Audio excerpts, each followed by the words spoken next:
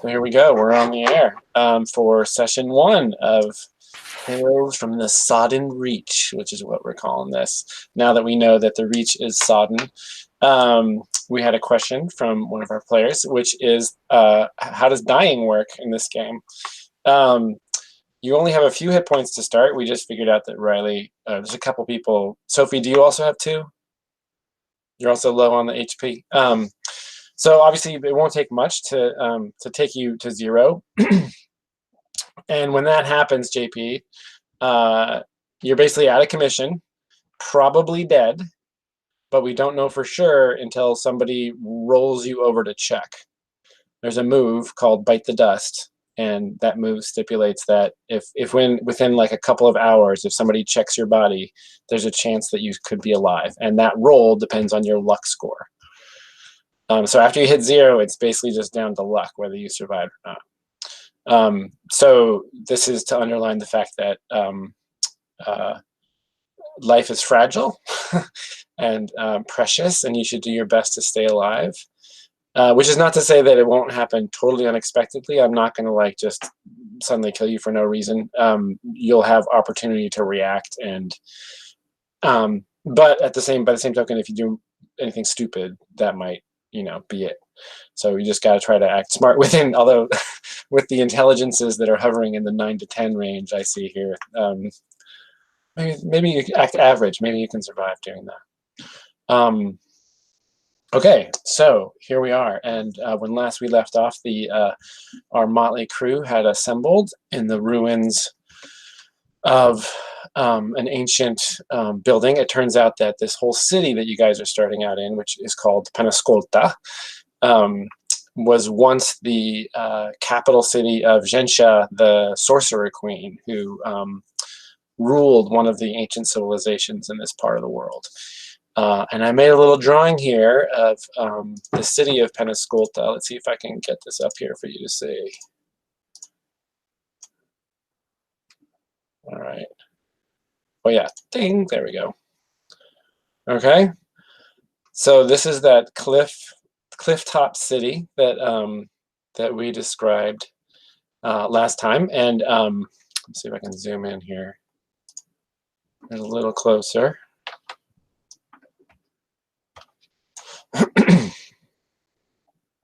Okay, so this is Penance. And you can see down on the left there, whoops. Sorry.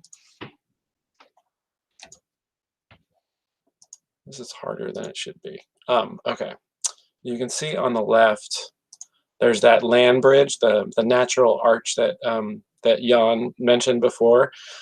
So the way you get to the city is you cross this land bridge from the mainland, and you go up and you enter through this this gate here, and then inside the rock formation, there's a whole there are several levels inside the actual thing, in sort of a shaft descending. If you look at the upper level here, there's this big opening in the middle of the city at the top, and that's a vertical shaft that goes all the way down to the bottom.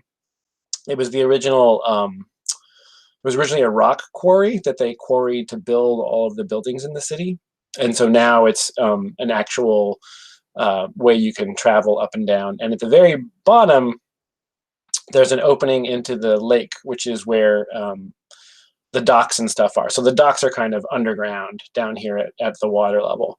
So fishing boats and whatnot come in and out of there.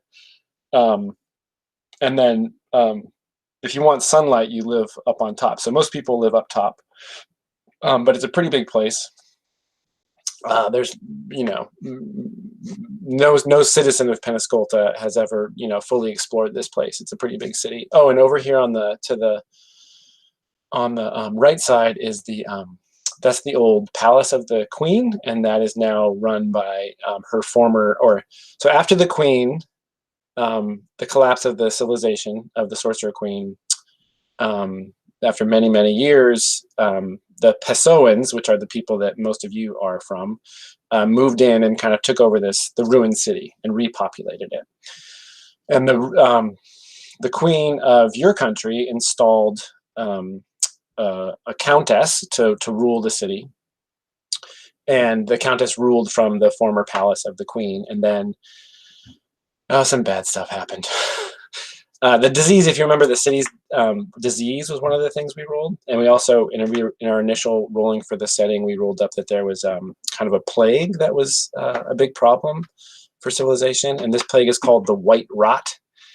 And legend has it that the White Rot was released into the world when the countess who ruled this city was excavating underneath it, looking for some stuff that might have belonged to the sorcerer queen.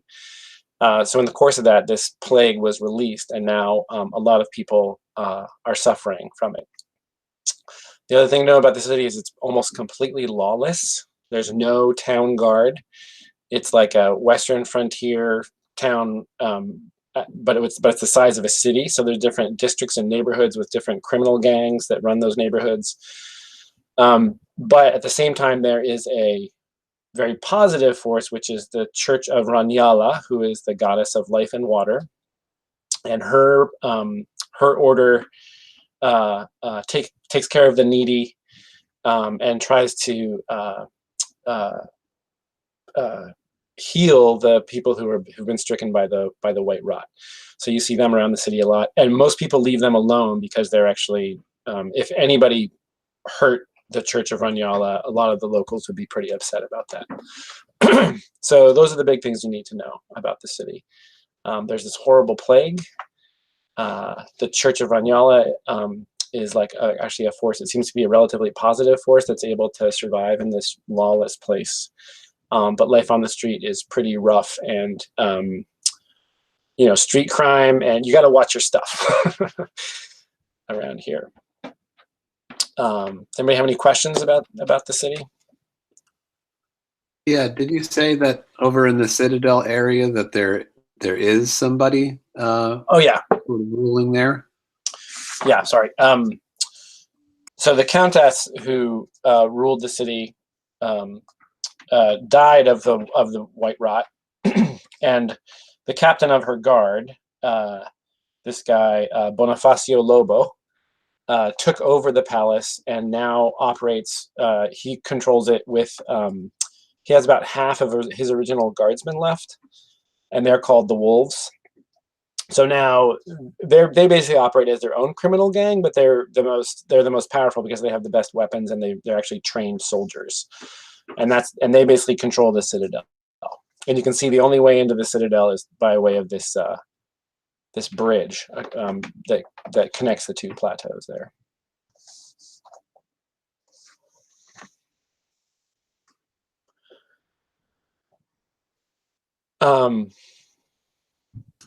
Yeah. Hey, what's the Church of Ranyala's like? What's their what is it? The what do you call it? Sorry, the domain. Yeah, their domain. Their domains are water and life. Oh, okay. And they're pretty good. You say life? Life, yeah, water and life.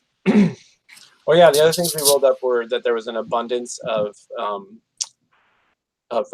food, and that is all from fishing out of the lake. So for a totally lawless city with an enormous population, it's actually fairly easy to get by here because seafood or lake food is dirt cheap. So things like the main things people eat are, there's tons of fish and freshwater mussels and crabs and razorbills.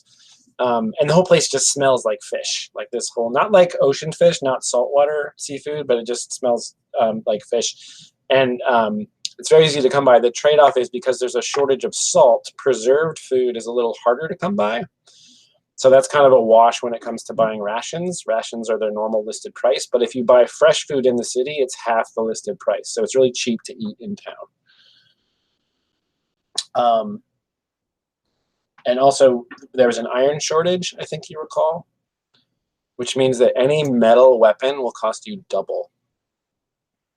So the things you start off with, the things you bought off the marketplace list, those are just whatever the listed price was. But any weapons and armor in the future that use metal will cost double the listed price.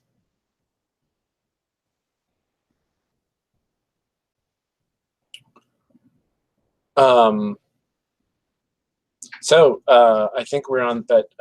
So that's the basic sort of starting location where you guys are gonna where the expedition begins. And I think we're gonna start. Is there anything anybody wanted to do in the city before you set out into the wider world? Awesome. Nice work, Jason. Yeah. I have a question. Sorry. Yeah.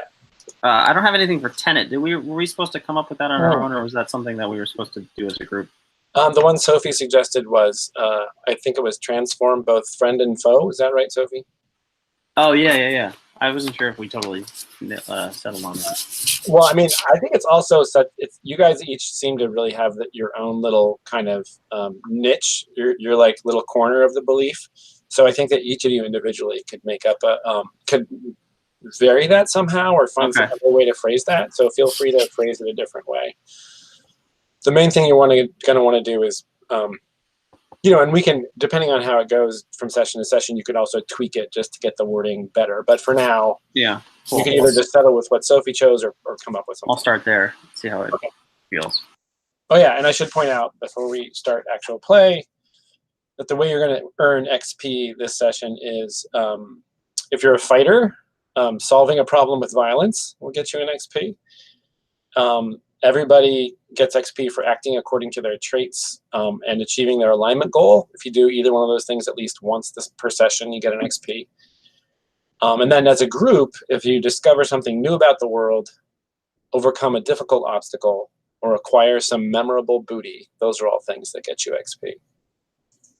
In the long run, since this game is all about getting treasure, when you return from the wild with excess booty, you can sock it away, you can stash it, and for every 100 silver pieces worth of loot that you stash, you get an experience point.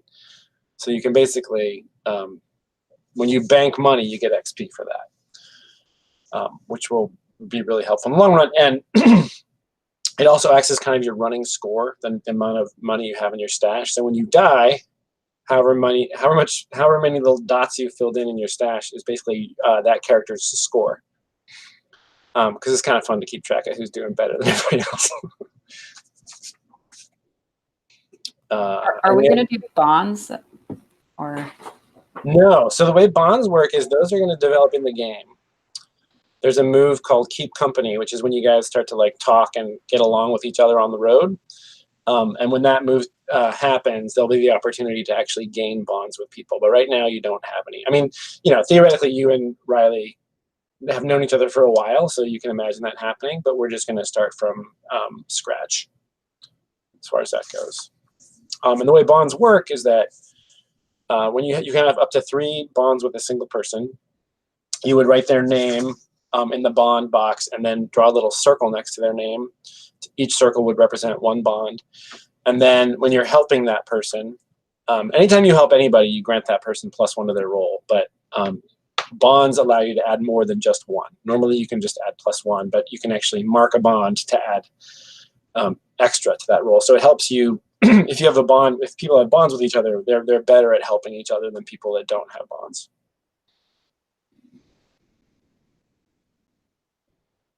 Any other questions about any of that stuff?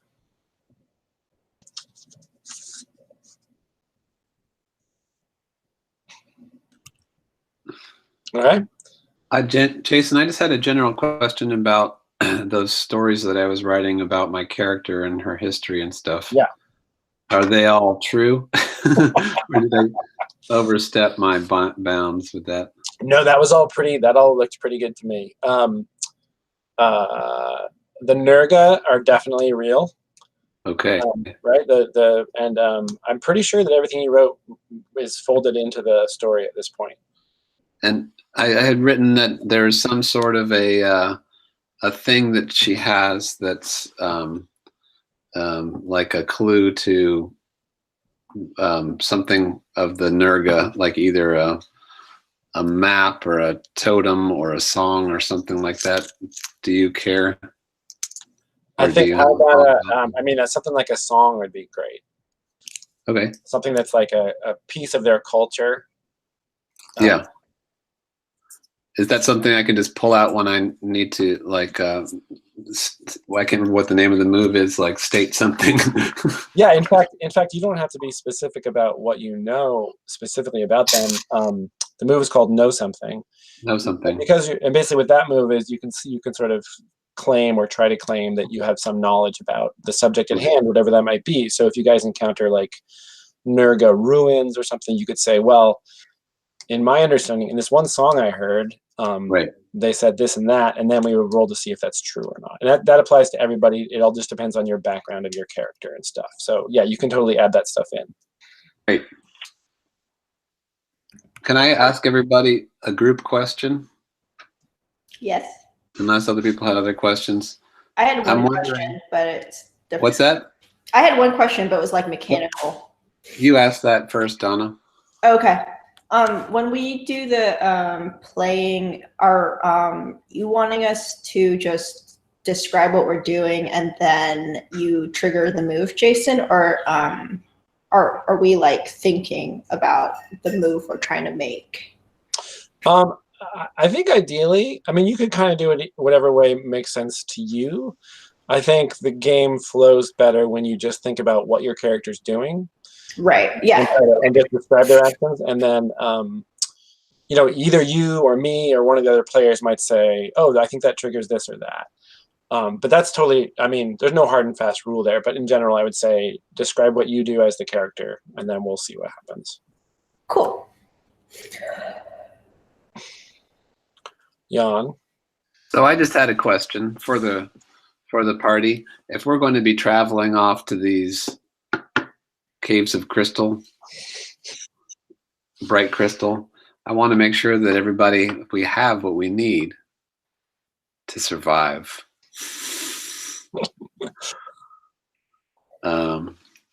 I realize that I don't really have much in the way of food. And I don't know if we all have enough food if we're just going to walk off into the wilderness and die of hunger. Or I've got a tinderbox and candles and some bandages and a snare that I could go hunting with, but I don't know if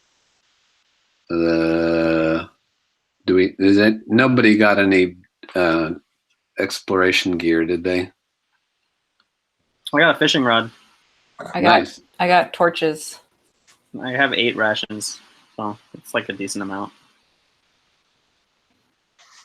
I have a knife. I have a healer's kit. Me too. And I have 2 silver left. If somebody will throw in a silver, I could buy a rope. I'll give you a silver. I'll give you my last silver. All right. Oh, sweet. Yeah. Donna, No. do you have a rope? No, but I have 2 silver. Somebody should have a rope. Yeah. All right, I have a rope now. Great. Does Probably anybody everything else I have have a for that. tinder? Does anybody else have a tinderbox besides me? I do. Okay. 2 are And probably torches. and torches.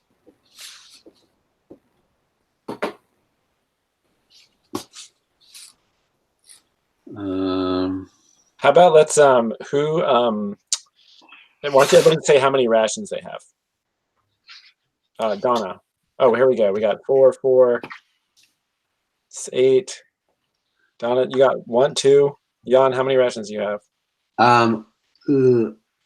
So rations you get 7 uses. So if I bought rations, I would hold up the number 7 plus however many I started with. Okay. Is that right? Yes. Is that right? 9. In that case, I have 8. Wait, sorry. Where did the 7 uses thing come from? So the rations that you rolled at the very beginning, Mhm. that's just straight up. Those are uses of rations, right?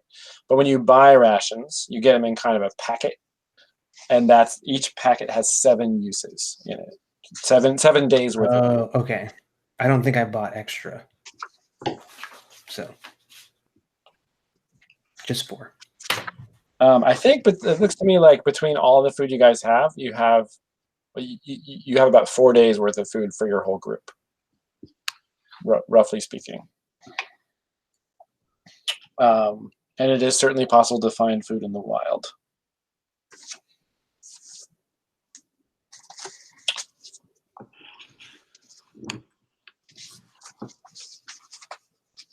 And I guess we're basically out of money, and more or less we spent it all on what we need. So we're going to have to find it out in the woods, I guess. There's always money in the woods. Maybe the snail riders will share if we find them.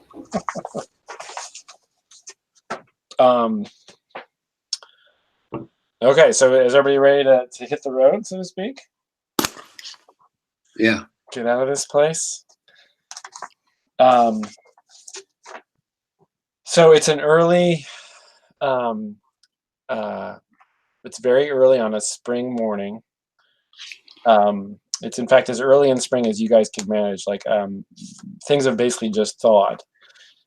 So it's well, actually, no. You guys had to take your pilgrimage from the big city, so you did that at the very first day of spring. So I think it's probably 2 or 3 weeks into springtime, into this new season. The air is bright and clear, even though the whole place smells like fish as you make your way through the ruined city, and you have to go this area in the middle of this part of the city is called the Hollow Heart, that big kind of quarry shaft that's there. And there's a number of kind of winches and hand-operated lifts that people charge money to raise people up and down. And if you're not paying for that, then you have to go down some long sets of stairs cut into the rock that go all the way down inside underneath the city. So you guys, you make your way past, people hawking their wares, and the street that encircles that quarry hole, the Hollow Heart, is called Hollow Market, and that's where most of the trading in the city takes place. So you make your way past the various merchants and peddlers, and kids running wild and dirty in the street. Everything smells like fish, but you're so used to it at this point that it hardly even, well, I guess the city folk, you guys from outside, for you, it's probably still pretty overwhelming. So you descend into the darkness of the Hollow Heart, and then make your way through various bustling tunnels and out the, I guess on the map, that would be the southern gate, this gate that leads down to the land bridge there. And when you come out of the darkness, the light is, blinding. Down at the bottom there, there's a group of the people of the Church of Rhynial are called they're called the Wardens, and they wear blue and white robes. And the Church of Rhynial is strictly women. There's no men are not allowed to join that church, and they're down there right at the front gate, talking to newly arrived people who've come very, very far away. Many of them are afflicted by the rot, who've come to seek healing in the city.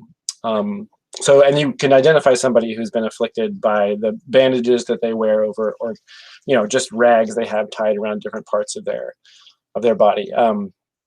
We won't go into the great detail right now about what the white rot does, but the name does kind of say it all. It's not something you want to catch. And it's had a really deleterious effect on a big part of the population.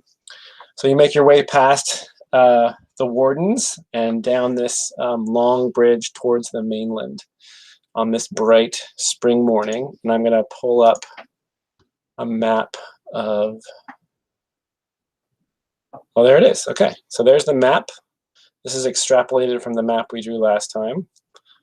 I'm going to zoom in on this guy, if I can here. Jason, do we know how to catch the white rot?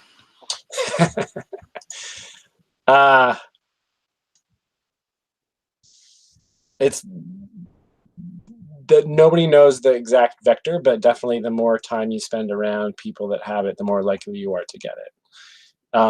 Which is another reason why the Wardens are so well respected, because they make it their work to actually care for people who are afflicted.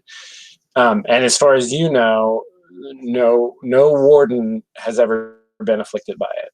So either they're genuinely blessed by their god to be protected from it, or there's something that they do or some aspect of their personal hygiene or something that appears to keep them relatively safe from it.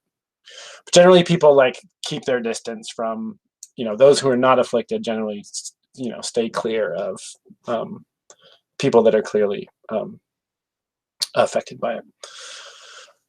So here's this map of the region. And you can see Penascalto right above the Blessed Bay there.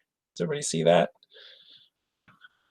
Maybe if I can zoom in even a little further here. Oh yeah, perfect. So there's Penascalto on the upper right. There's the Queen's Beach. And down here, if you follow the road to the southwest of the city, you'll see it crosses open land, and then it crosses a river, and then you get down to the town of Chi Daario, which is where Claudio's from.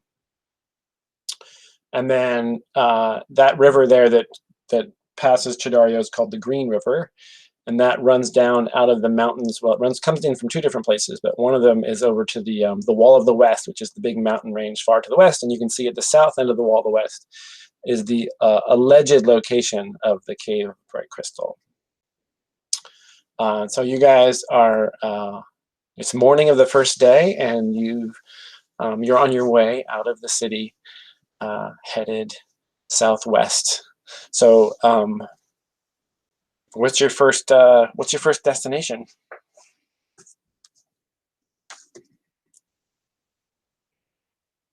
Anybody have any ideas?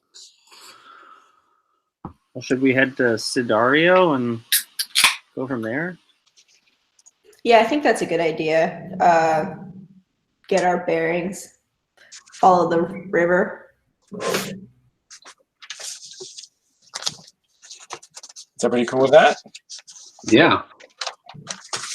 So that's a day's march to get there. And I think the first thing I want to establish is when you're on the road, when you're traveling overland as a group, like what's your default marching order? It can be, it can be 2, 2, 2, or there's 5 of you. So it can be, one person in front and then 3 people and 1 person at the back, or however you want to do it. But what do you think would be a good marching order here? I'd like to be in the middle if I can. Yeah, I'm a middle kind of guy, kind of lady. I think I feel comfortable leading as one of the locals and relatively stronger than the rest.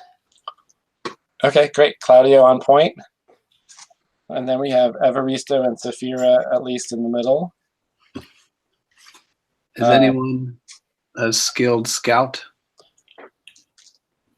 As in a decent wisdom? Yeah, high wisdom would be I have a I have 0 plus 10. 1 to wisdom. yeah, so Tio has Tio or Teo? What are you going by? Tio. Okay. So Tio's a pretty probably, he can do some scouting. He's capable anyway. And I think Claudio, you're pretty good, right? I'd like to say that I'm good, but I definitely need practice. Yeah. One of my wisdom is not your strong suit. I should be good at this. Yeah. So Tio seems like your best scout actually. So I can jump back and forth between being in front and being behind the fighter. Can Donna help with that role, or is that only if she has a bond? Oh, that's a great idea. No, that's totally legit. Yeah. Let's see. Let me see here. Help or hinder. When you assist or interfere with someone, explain how you do so. If the judge agrees it'll work, the person takes +1 to their roll.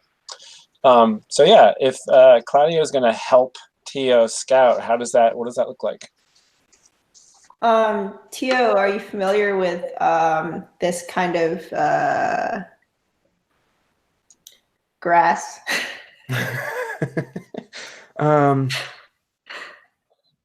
I mean, the landscape. I don't know. Based on the map, it looks like we're following a road. Is that is that? Yeah.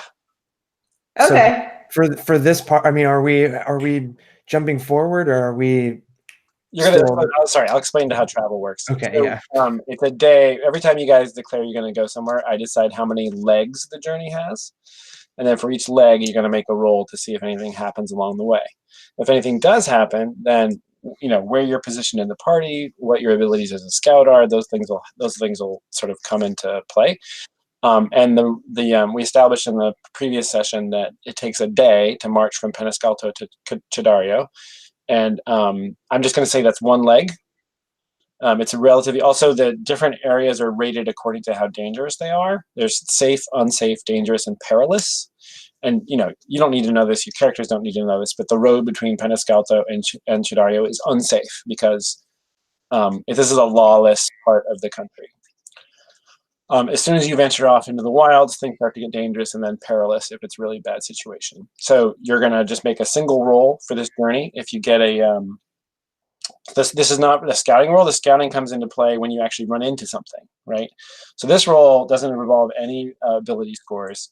It's just a straight up roll modified by how dangerous the territory is.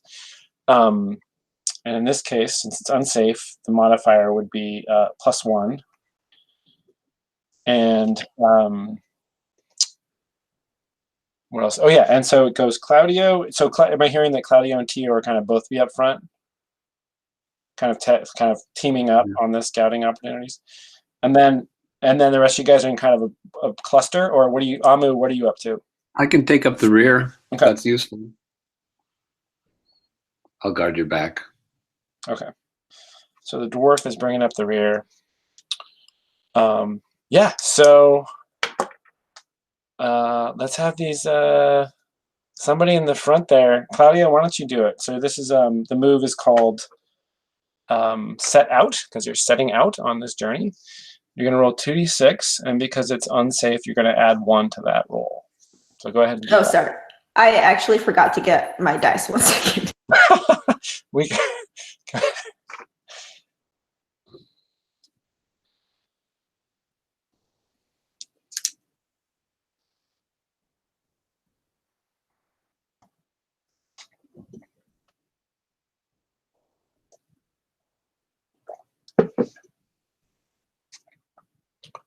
can't hear those dice roll. Oh, so I'm like describing to Tio how interesting this type of grass is in this area because it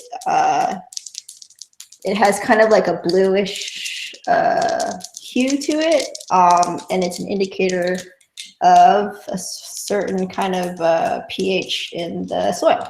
And sometimes you can use it to track certain animals. Nice.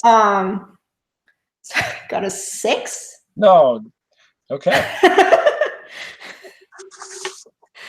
All right. So I should tell you that my homework since our first session was to make up a bunch of encounter tables based on this region. You can totally wing it and just roll and improvise off the tables, but I decided to write up some stuff. Everything on these encounter tables is generated randomly using the rules of the game. So for this region, this area, which is the Pantanal Road, that's what you guys are traveling on. There's some special little tables here. So Donna, roll that 6 on the set out move. It says you face. Well, I won't say up front what it is. You'll have to find out. Roll a d6. This determines the specific thing that happens. Sorry, can't hear you. Oh, sorry. Was a 6 bad? Low, on a 2d6 roll, lower is worse. Yeah. Okay. 3. Okay. So you guys, so if you're headed south west from Penascalto, you cross this bluegrass plain that Claudio was rhapsodizing about, and you get to this. There's a bridge that crosses a river there, and when you get there, you see that the bridge has been completely washed out.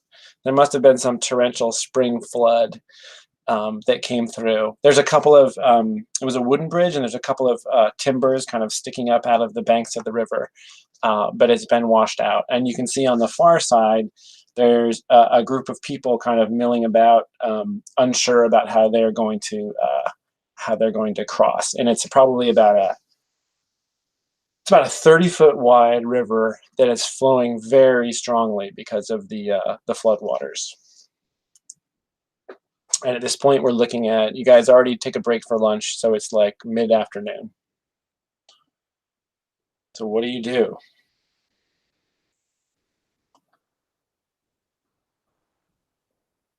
This is bad news, everyone. You said there are people around? There's nobody. You guys are the only ones on your side of the river, but on the far Oh. side, there's people that were clearly hoping to travel north, and they're sort of like, while you're watching, actually, one of them has a kind of an ox with curved horns and kind of shaggy brown fur, and it against the protestations of the people that he's with, this young kind of obstinate looking farmer or herder leads his animal down to the water's edge, and sort of steps into the water and tries to pull his ox after him, clearly really wanting to cross, and the ox is just not having it, just kind of like pulls back, and he has to give up. What kind of like detritus is around from the bridge? Oh. What would you like to be around? Gosh, I don't know. I mean, it's 30 feet. That seems really hard to actually bridge. Yeah, I mean, in terms of building a bridge, I would say impossible. How long is your rope? 50 feet. Could we go upstream and toss the rope so it kind of goes down a little bit, and maybe people on the other side can... So we grab can it? like hold onto it on each side and then like Yeah. walk. Yeah. Is there Yeah. anything on the other side to tie the rope to? Yeah, there's the I'm going to say that the kind of timbers from the bridge that didn't get washed away are pretty firmly driven into the earth there, and they look like they would be, the water's kind of flowing around them, but there's one that's further up the bank on their side that you could probably tie it around and be a pretty good anchor. Okay. Give me the rope, I'll throw it. Okay. Let's wave somebody down on the other side. And try to like shout to them over the rushing water. Yeah. Is it really loud or? No, you can get their attention. Yeah, you can totally get their attention. So you're going to try to use like hand gestures to communicate. Yeah. Like hold up the rope and be like,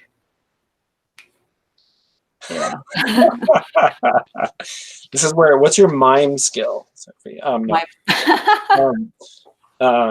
Yeah, they get it. They totally get it. And Amu is who owns this rope? Saphira? Okay. Me. And Amu is saying that she can chuck I'm it. volunteering to throw the rope because I'm the tough fighter. Okay. All right. Tough fighter. That's fine. You want to hold the end of it? Yeah, I will hold the end of I'll it. do the throwing. And Is I there look somebody around. over there that looks like they can tie a rope well? Why don't you, Saphira, get lucky? Okay. So those of you that don't know, get lucky. You roll 2 6-sided dice. You add your luck modifier, and I have a sometimes- -1 in luck. which is a -1. And sometimes, when you just want things to go your way, I'll ask you to do that, and we'll see what the results are. Yeah, so we're hoping for like a sailor. Oh, that's a 7. -1 is 6. Okay. Yeah, everybody. They all kind of like when you can see them talking amongst themselves, like interpreting the gestures, and they realize what's happening, and then you can see them kind of like trying to shrug. They're trying to kind of pass off the responsibility to other people amongst their group. They're like, doing this and moving away. So nobody's eager to do this, but then they're arguing because clearly they want to cross the river too. So they seem reluctant, and you're not confident that any of them. They're working people who work on. How about that? How about that audacious farmer? Do you want to like point at him? I mean, he tied a thing to his ox, right? Yeah. You're gonna appeal to his ego. Just sure. We'll let them go across first, and if the rope holds, then we'll be good. Okay. And should one of us go across first? No, because we can't. Like, we're gonna get dragged away in the current. Well, no, if we throw the rope across, and then one of us goes over, make sure it's all good, and then we can let them cross, or half and half or something. I don't know. Yeah, I mean, if we throw it over and then they all cross, there's nobody over there to make sure it stays good while we're crossing, right? Well, yeah, let some of them come over first, and if they die, then we don't have to die. Sure. This is like that fox in the boat and the yeah. There's a fox, a chicken, and a. So I'm looking for a heavy rock that I could tie. Well, not too heavy, but a throwing rock that I could tie the rope around. You can definitely. There's river stones and whatnot, so you can definitely find a good sized rock. But obviously you want it to be heavy enough to hold the rope, but not so heavy you can throw it 30 feet. Yeah. Okay. And then I do the old dwarven swing around the head and the toss all the way across the river. Yeah, and I think that I don't even think you don't have to roll for that. I think that's right. That's totally within your competency. Your Almo has like a 13 strength and a 13 dexterity. So no problem. They kind of like jump aside as this rope thumps down in the midst of them, and they all look at the ox herder guy, and he like picks it up, goes over and ties it around the beam. It looks to you like he didn't really think too hard about it. He knew what he was doing. Looks like he tied it. A good solid. He's secured it. And then you guys are going to gesture for them to come over first. Is that the idea? Well, we should try off our side on something. Do any of us know how to tie things? I would say, maybe not the city folk so much, but I think everybody else probably knows how to tie a decent amount. Yeah. All right, so somebody tie this thing off. I'll take it and tie it. Give me that rope. You could just give me the rope. I could be the owner of the rope. Nay. I'll tie it off. I'll trade you the rope for a nice stick. Yeah, I wonder if these guys are gonna get across or not.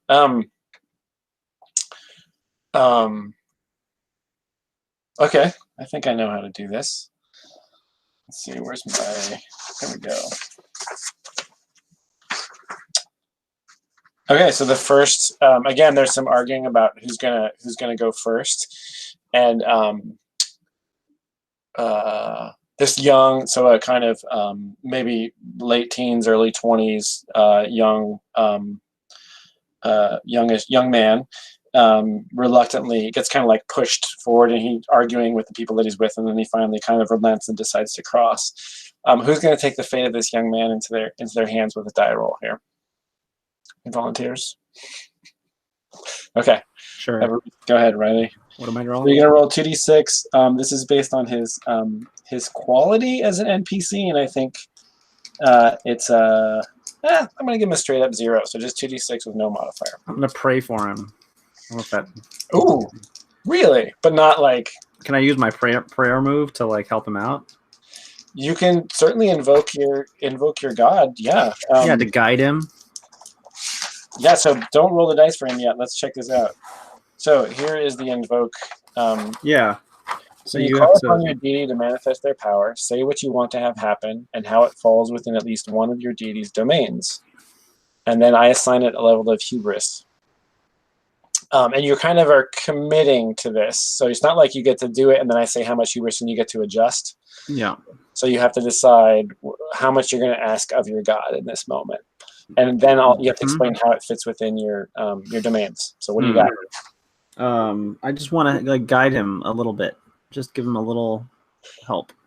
And is it just like a general divine guidance, or is there something about your domains are the wetlands? Oh, it's wet. It's water. Yeah. Okay. Help him across the river. Okay.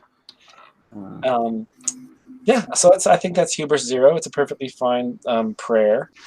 And what does it look like when you pray? Is it visible, or are you doing it inside your head?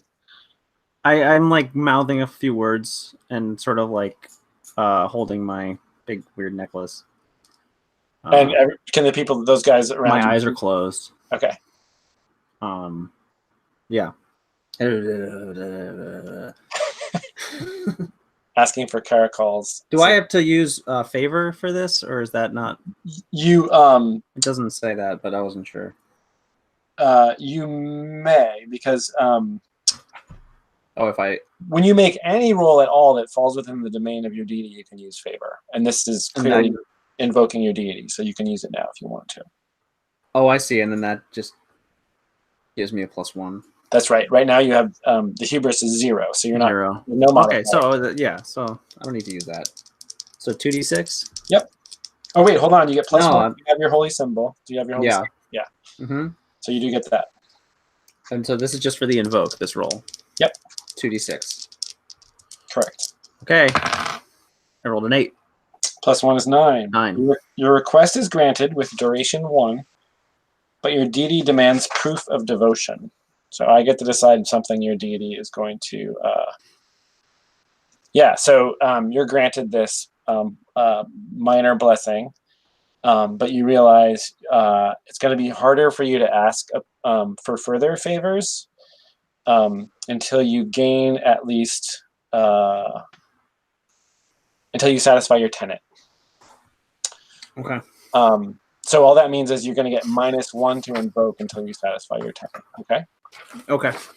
But you utter this. And then that's sufficient. I mean, you don't know. Nobody knows whether that's what allows this guy to make it across or not. But there's a point where he, he's got the rope overhead, and he basically has to wade into the water and like get buffeted by the current. And there's a point where the rope stretches down, and he goes completely underwater, and the current's just like pushing completely over him. And that's when you kind of utter the prayer, and then he like bobs up, and finishes hauling himself across.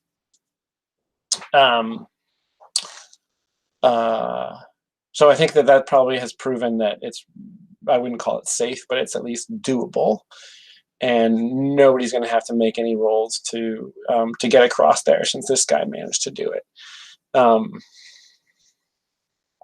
So I think the rest of this little logistical operation is gonna go fine. However, you're gonna get soaking wet unless you take measures to do something about that.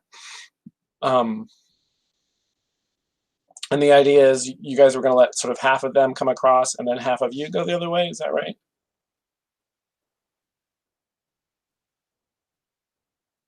I just realized my character is impatient. So I think I'm going to jump on the rope next. But I don't know about the rest of you, but I'm going to go. I can't take this anymore. So I throw all the stuff that I have that's valuable into my backpack, and I try to strap it to my head and scurry across the rope. Hold on. How do you strap? You mean like a bundle on top of your head? Yeah. Take the backpack straps and make them into chin straps. Okay. Just kind of cinch them down until this stuff is all up here. And what? Just tell me what's in your backpack. Tinder box, bedroll, bandages, and rations.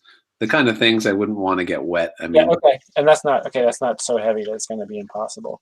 yeah, And then you're going to be using your arms to yeah, pull yourself across. yeah. Yeah, so getting across is not going to be a problem, but I think that's a little bit of a risky arrangement for your stuff on your head. Well, I was trying to keep him from getting wet. Yeah, no, I understand. What do you have any prior experience with this kind of maneuver? The scurrying maneuver.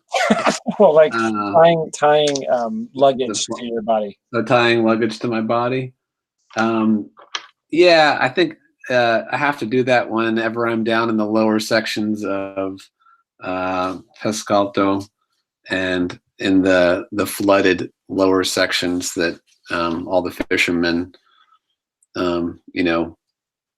deal their different wares and try to get past the gangs and all that kind of stuff. And I'm always trying to get the goods so that I can get past the gangs and make some money. Okay, so occasionally you're just in daily life you have to cross bodies of water in the dank lower reaches of the city, and you strap stuff to your head to do that. Yeah, totally. I will buy that. Okay, yeah. So you get totally swept around. Water flows over you. Yeah, I think you. That was a good explanation. You make it across. Everything's dry. No problem. So that's the Right. example the dwarf has set for you guys as far as what to do with your stuff. Oh my. I guess I'll try it out. Well, I don't know. we're all making it across because of that roll. Is that right? I think I just need an explanation of how each person's carrying their stuff. Like you can follow Amu's example. Yeah. Okay. Is Chi Daario, Claudio, that's your hometown? Like, can we go dry out there overnight? Is that like where we're gonna sleep tonight? Yeah, that's what I was thinking. I mean, you probably won't get bothered by anyone. Yeah, we could build a fire. Okay. The thing about Chi Daario that Claudio can tell you is nobody's allowed. You can only get to the town's on a little island, and you can only get there by ferry. And nobody's allowed in the town unless they have business in Chi Daario. So you guys would have to convince people that you had business there, or maybe Claudio could vouch for you or something. Otherwise, people camp out on the banks outside of town. Okay, but it's not like somewhere where we shouldn't have a fire. So, Correct. Yeah, for sure. Okay. We can for sure build a fire. cool. So, I guess these torches are gonna be done for. Well, they're soaked in pitch, so they're water repellent. Okay. It's a matter of whether they get swept off of your body or not, and then lost out in the lake. Got it. Cool. Riley, yeah, you can go ahead. Sorry. I'm feeling like I'm excited. This is exciting. I want to try it. Yeah, so I'm going to say that at this point that Claudio and Tio will be able to get across. You guys are savvy outdoor people. Not going to be a problem for you. But yeah, the two city folk are going to need to roll some dice to see how they fare. So, Evaristo, are you following Amu's example as far as? Let's go, Saphira. Let's try it out. I'm sure we'll be fine. Do we want? Is there someone who will untie the rope for the last thing, or are we just gonna abandon the rope here? Oh, We could ask that boy to untie it for us. Yeah, that would be better than somebody just flowing across with the rope. the boy who came across first, or who? Yeah, right. The teenager. Yeah. Right. I could ask him. Oh, teenager. Yeah. So, yeah, he's willing. Yeah, sure. You guys helped him get across. He's grateful. He kind of took his life in his hands there, but he feels a little excited about having survived that little travail. So yeah, he's perfectly willing to do that. Fantastic. Thank you. Well then, I'm gonna go. Okay, Here I and putting your stuff in your backpack. I'm gonna try to do exactly what he did. What are you doing with your staff? I'm gonna like, you know, You're gonna fumble with it to like. yeah. I'm gonna try to look really like I'm really good at it though. You know, I don't want to look dumb. Okay. But like that, you know. Yeah, I know. I'm Uh, gonna say between dexterity and intelligence. I think your intelligence is a little okay. Let's make this an intelligence roll to see if you did a good job arranging stuff. okay.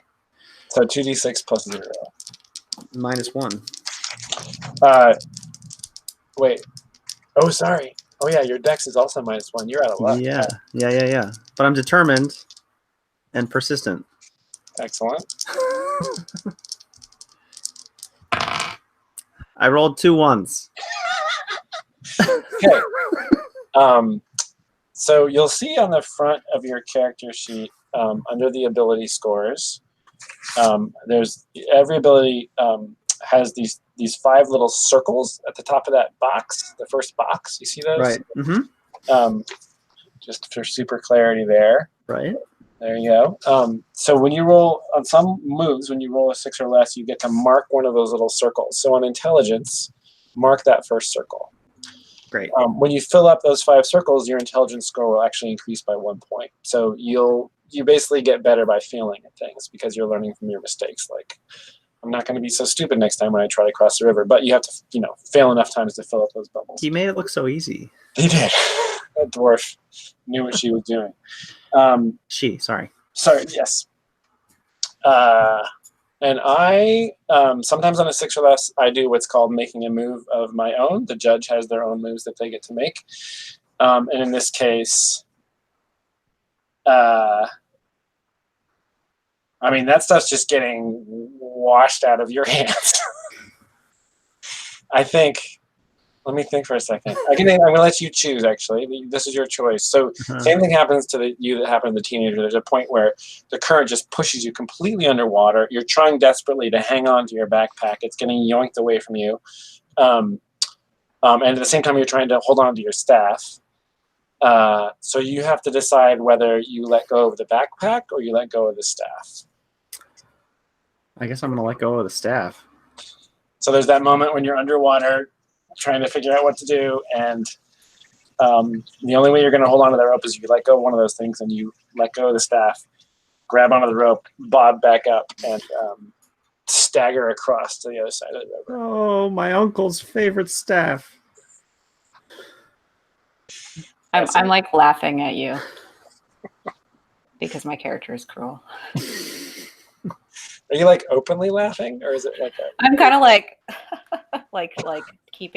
trying to keep it together and not, but I'm clearly like enjoying this scene, and it's also like he's my old friend, so but kind of like this dude.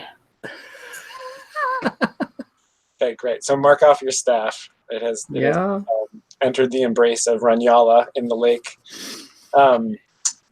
And Saphira, after being so amused, now it's time for you to cross the road. Yes.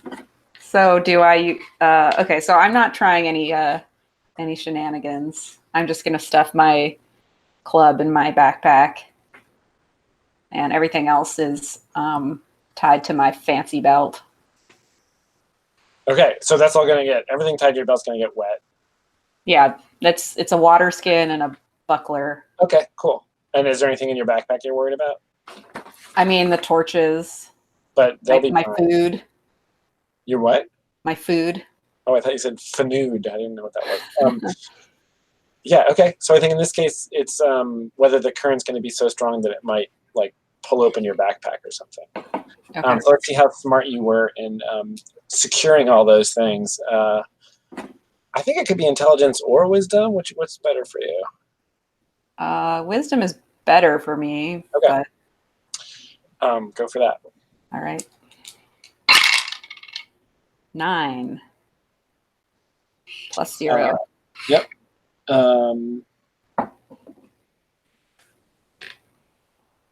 There's a catch.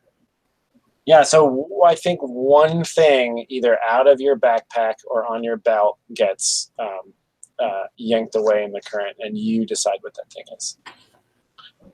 I guess my water skin. Okay.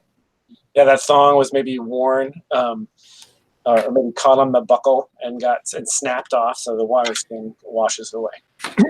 I have to erase it from my drawing. Zoinks. All right. Okay. And after I make it across, I give what is Riley? What's your name again? Evaristo. Evaristo. I give you a pat on the back because I'm also compassionate. Cool and compassionate. I know you. that staff meant a lot to you. It really did. Thank you. And as agreed upon, the boy unties the rope after everybody's moved and they're separate to each of the opposite shores. The rope is untied, and you guys haul it back. So I have a question, Jason. Yeah.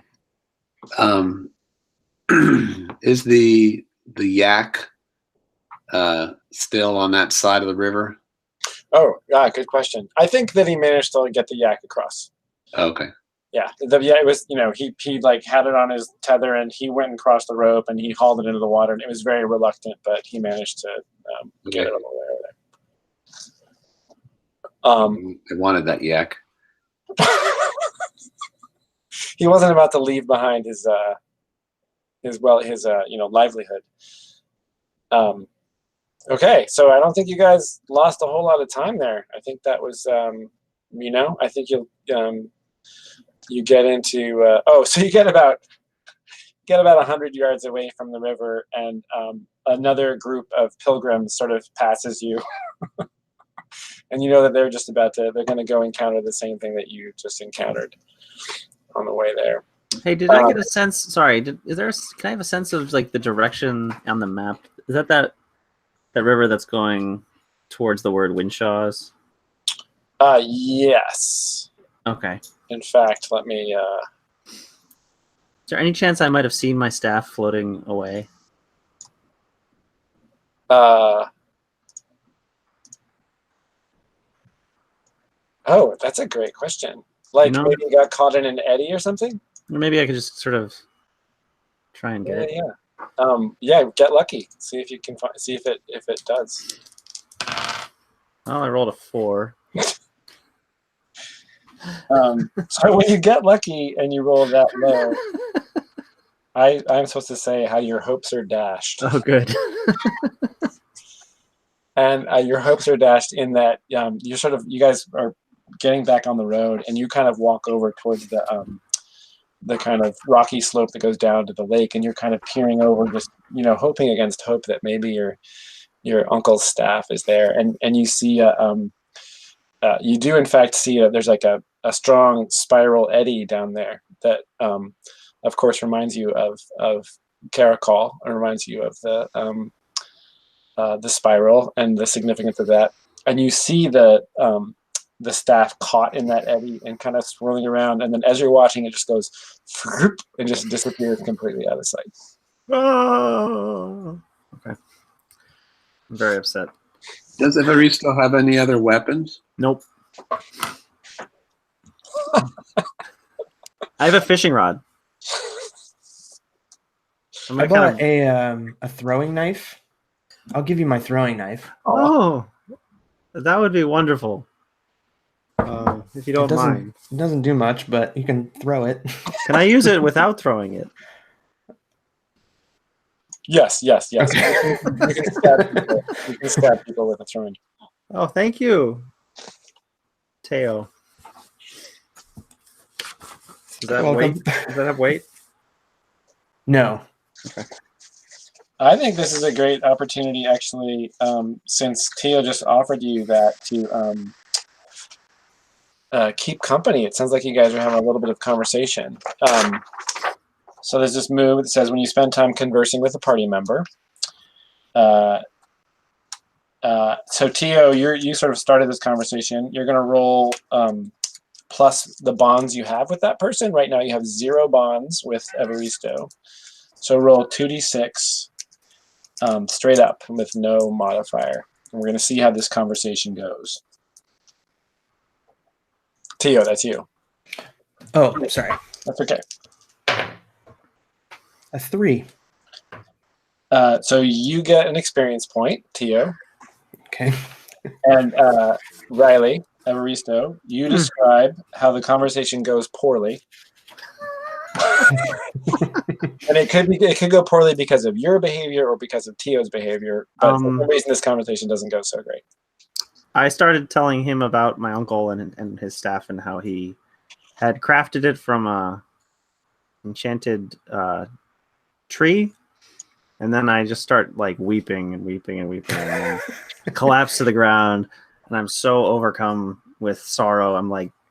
I start just like hugging Teo around the knees, just sobbing Which uncontrollably. because he's a halfling. Yeah, right. I'm almost lying down, and it's just real bad.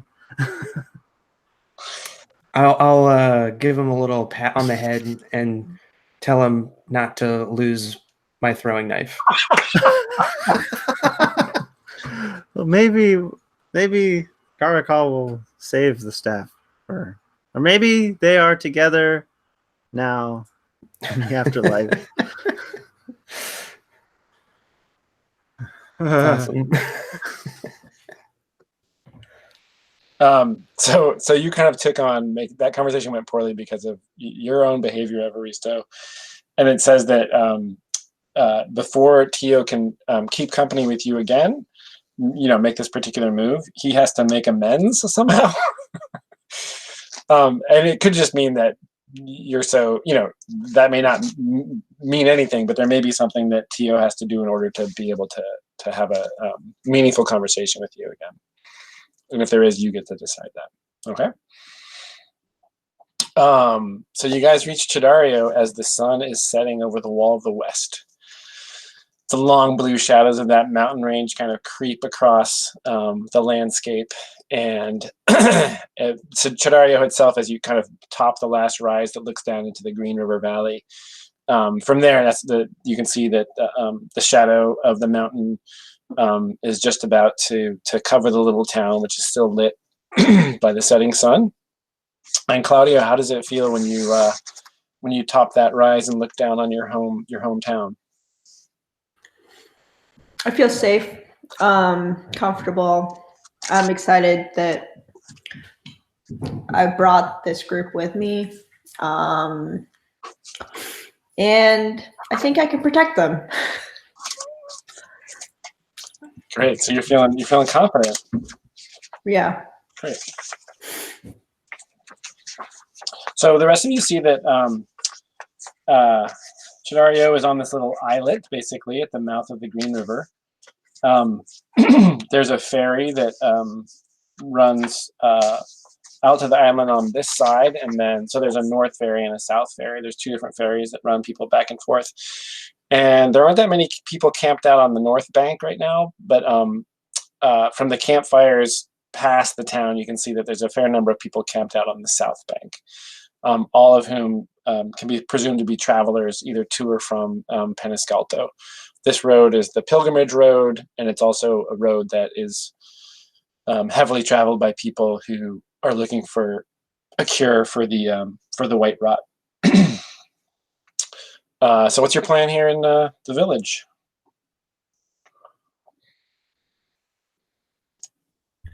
Well, does anyone want to meet this really famous guy that lives here? He knows like herbalism and stuff. That sounds very interesting.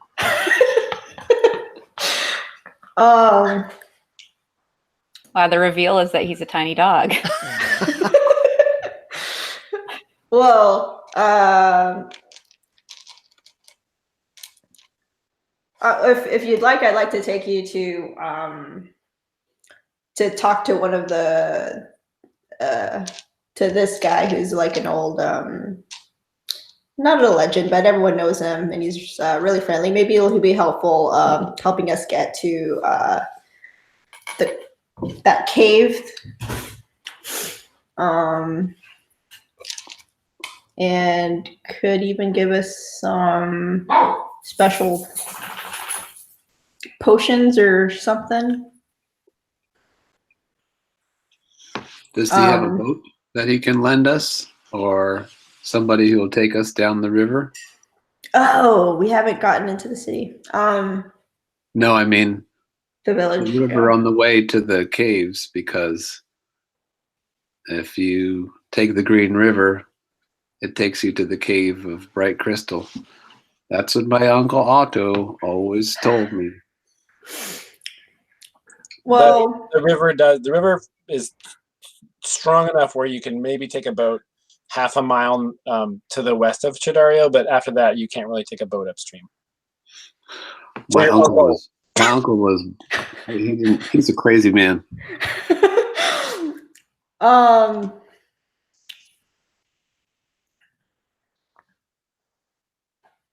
If we need to get into the city, right? Like, if we have business, they'll let us in. Yeah, well, oh yeah. Claudio can come and go because Claudio is a resident. There would have to be some reason for you guys to be in town. I don't know. This is Claudio's referring to Armando Ribeiro, who is a local apothecary, and I don't know where Armando usually hangs out, but maybe it's in town, maybe it's not. So if you guys don't go in town, you'd be camping on the banks here, on this side. Well, if we say we have business with Armando, will that be enough to let us all in? I think if Claudio vouches for you, that might be okay. I'll vouch for everyone except I have a bad feeling about Amu.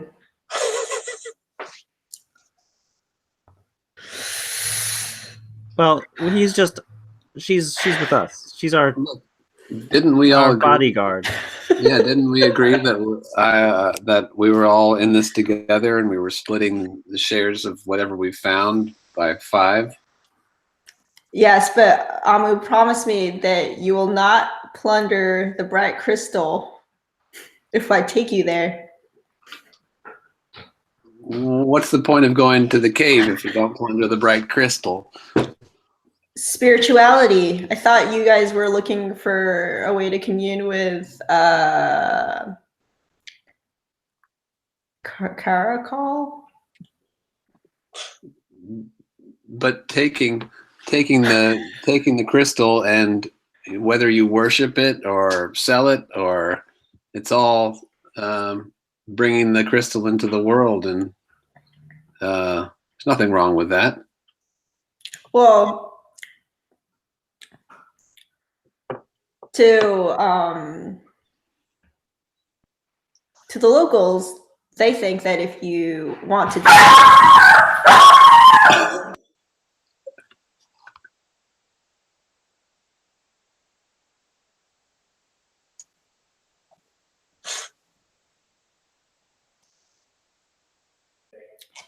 they say if you want to take from the land, you must give something in return. So what will you give in return if you decide to take all this crystal?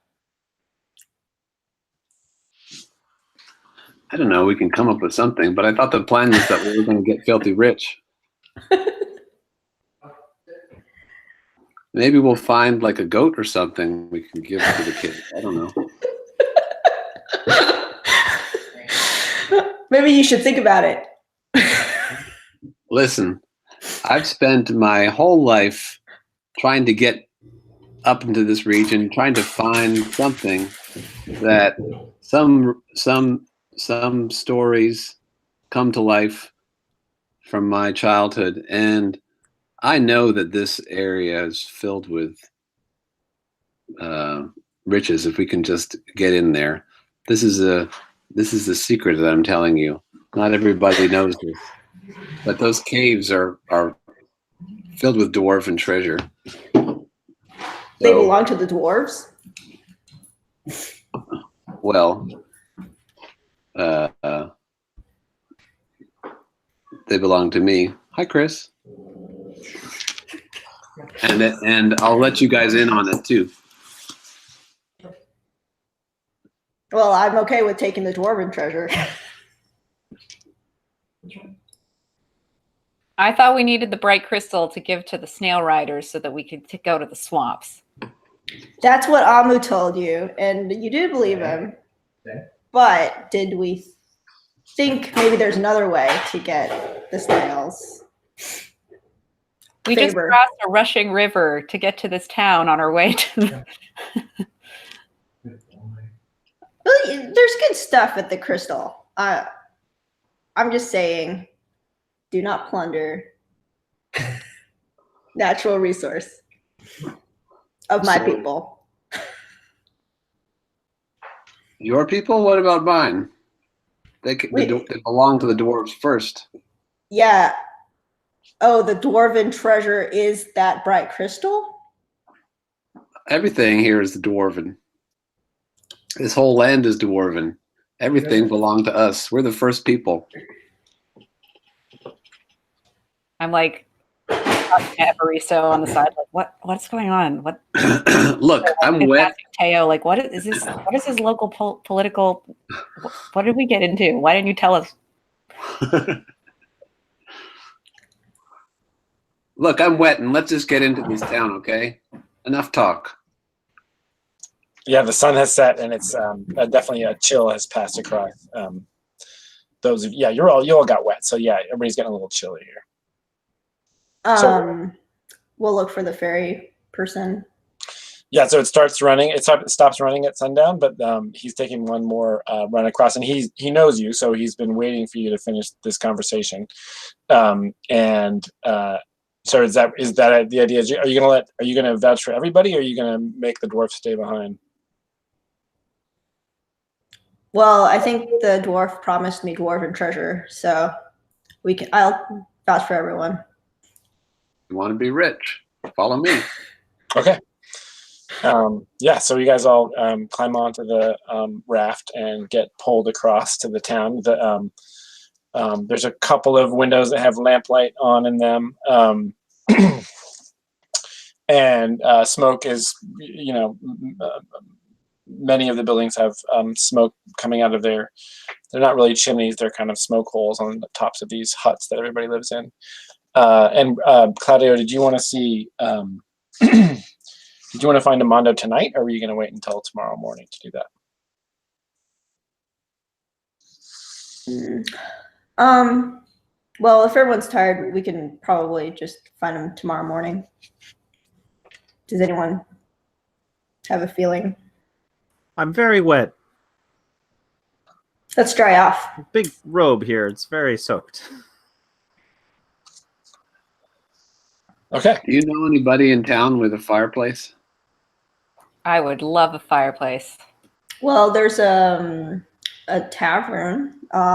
We could go there. It's always. We don't have any money anymore. Can we just? Do you have like some family around that we could crash with? Oh, yeah, we could visit my sister and her family.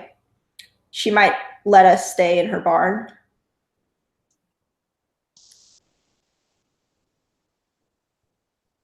That would be lovely. All right, come. She's not expecting me, but I'll just introduce you guys. Let her know real quick before you guys, all barge in. Is Zita okay as a name for your sister? Yes. Okay.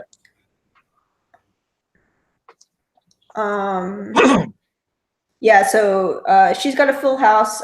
She's got a busy household, got her own little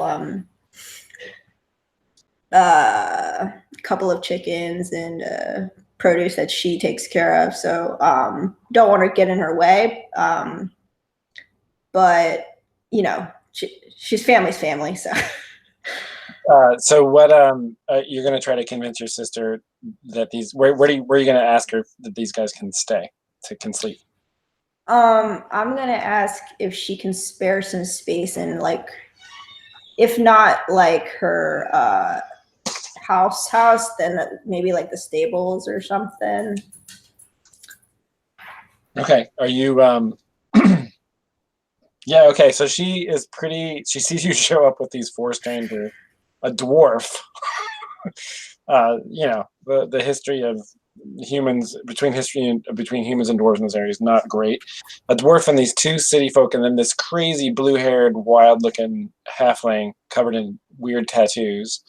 So your sister is reluctant, to say the least, to let them stay. But how are you going to appeal to her? Like, how are you going to try to convince her?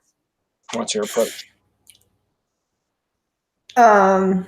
Charming. I'm gonna charm her. Because we've got a good relationship. She looks she thinks of me fondly because she's older than me, and I've always like treated her like she's like the greatest. So I'm gonna just say like, hey, I'm back from my wild adventures. You miss me? And guess what? I've made some friends. You've always been telling me that I need to expand my social circle and just do something for myself. So here I am.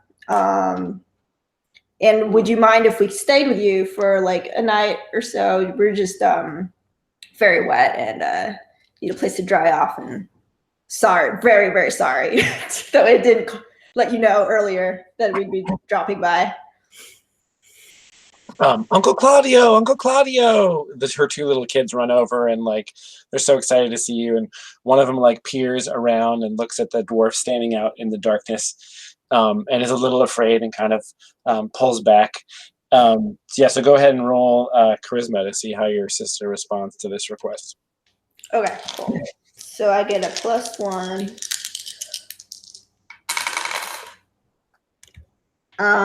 10. Sweet. Yeah.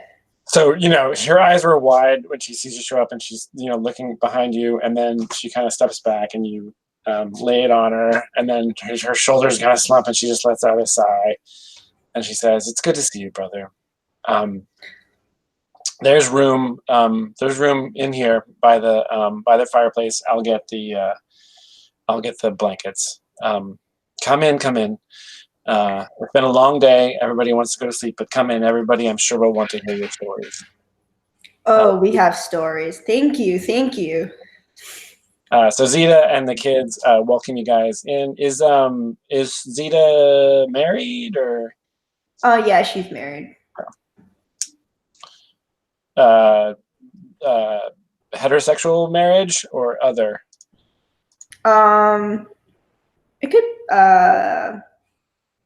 whatever. They're a good partner, I'll say that.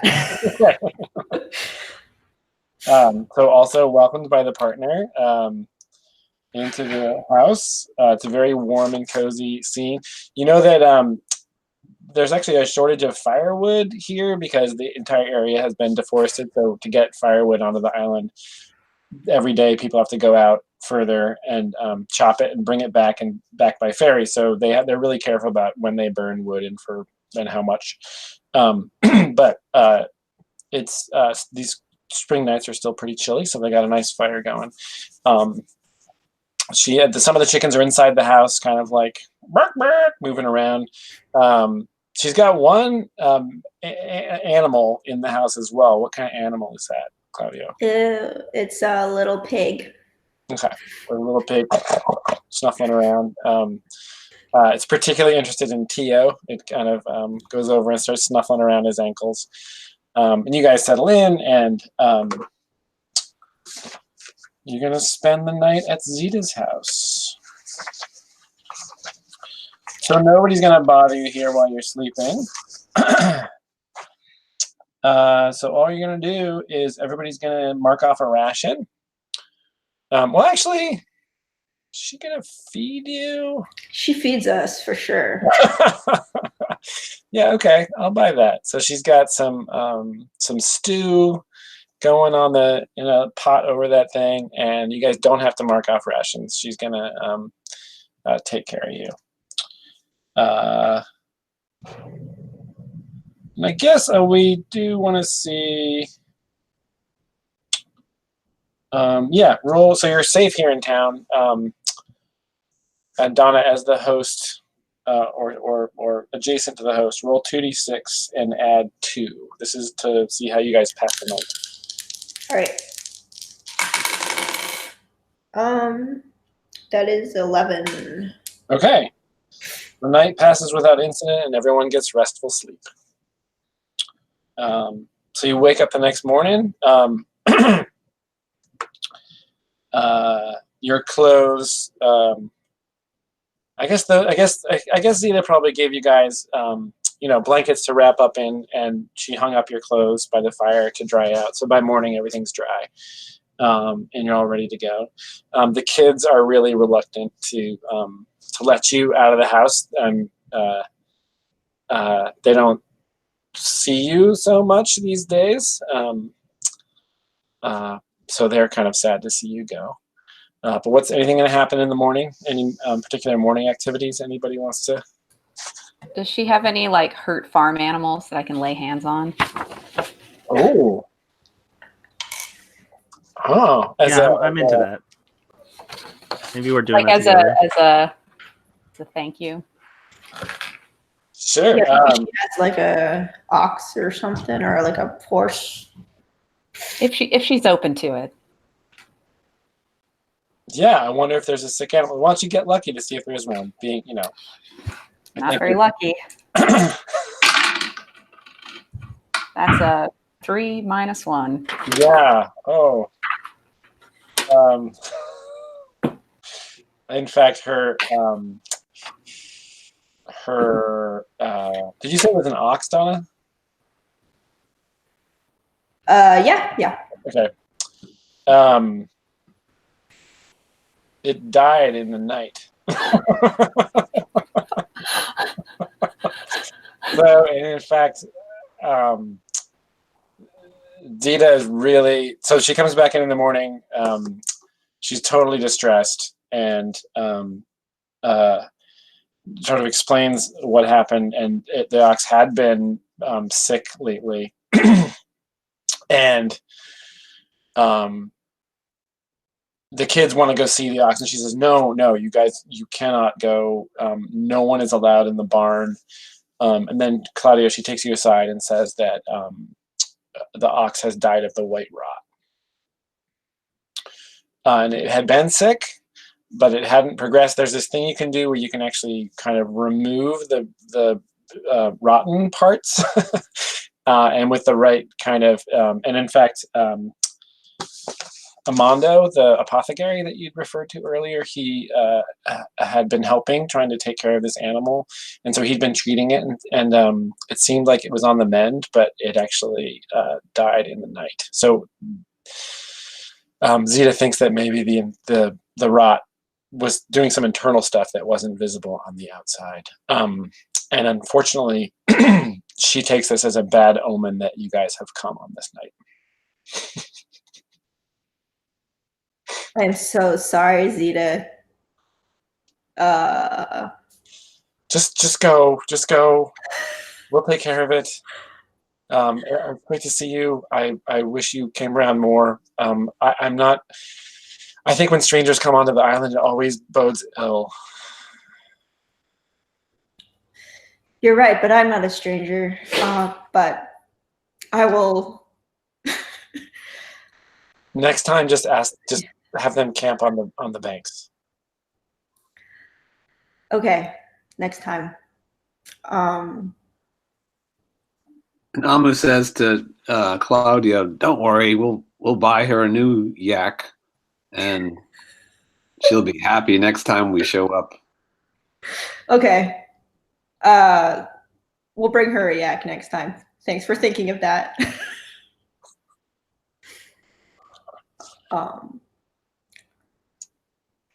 Okay.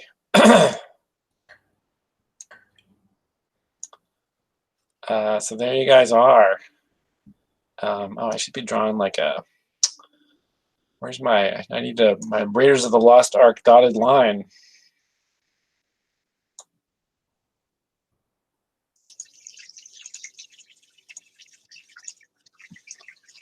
Okay.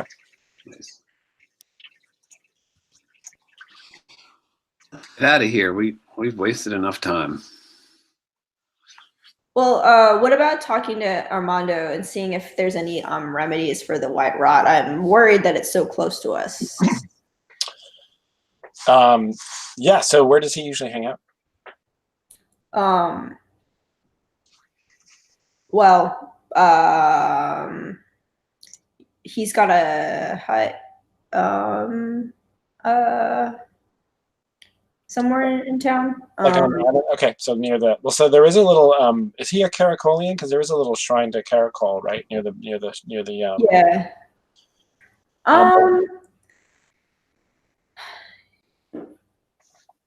You know, I actually never asked him what his religious beliefs were. So you find him out. He's actually just setting out to go leave the island, go onto the to cross the river to go foraging for herbs and whatnot.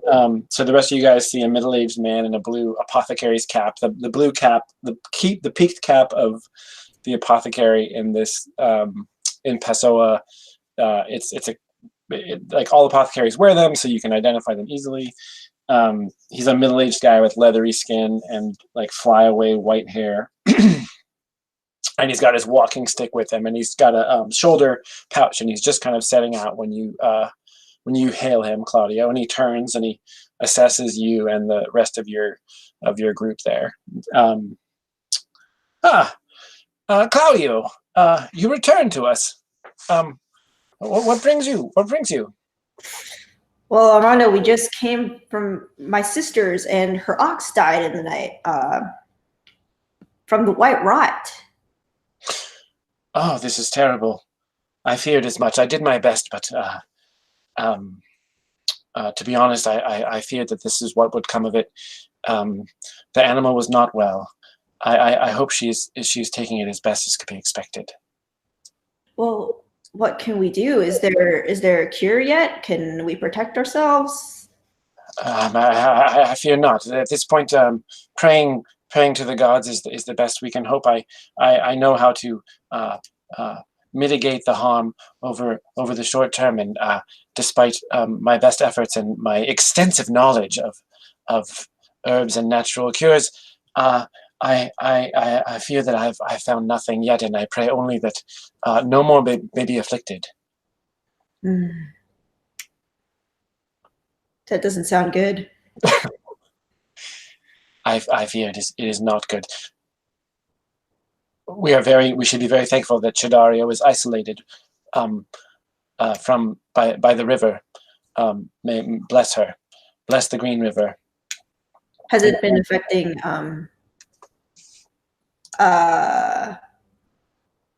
people? Has it affected people here, or just the animals so far? I'm afraid that Zita's ox was the first to go, and I kept it a secret from Elpidio.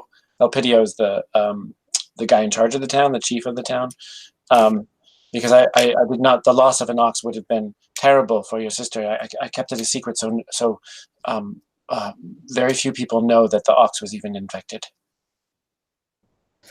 Oh, well, hopefully rumors don't spread. Yes, well, we've done a good job of keeping it hidden in the barn for now, but it's true that perhaps we should speak no more of this here. But where do you come from, and where do you go?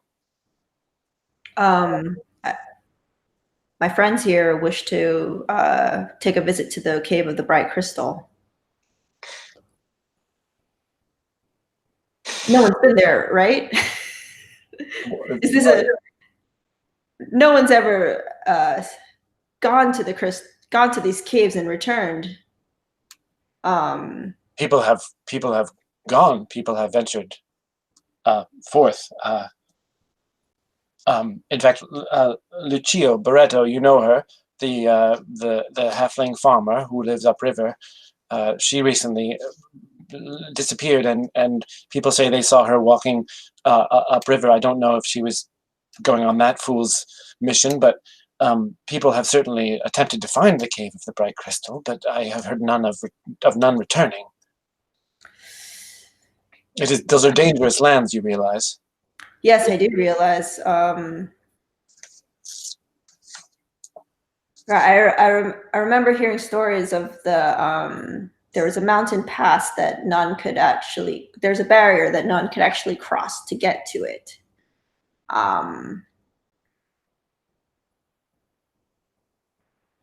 But this group seems determined to go.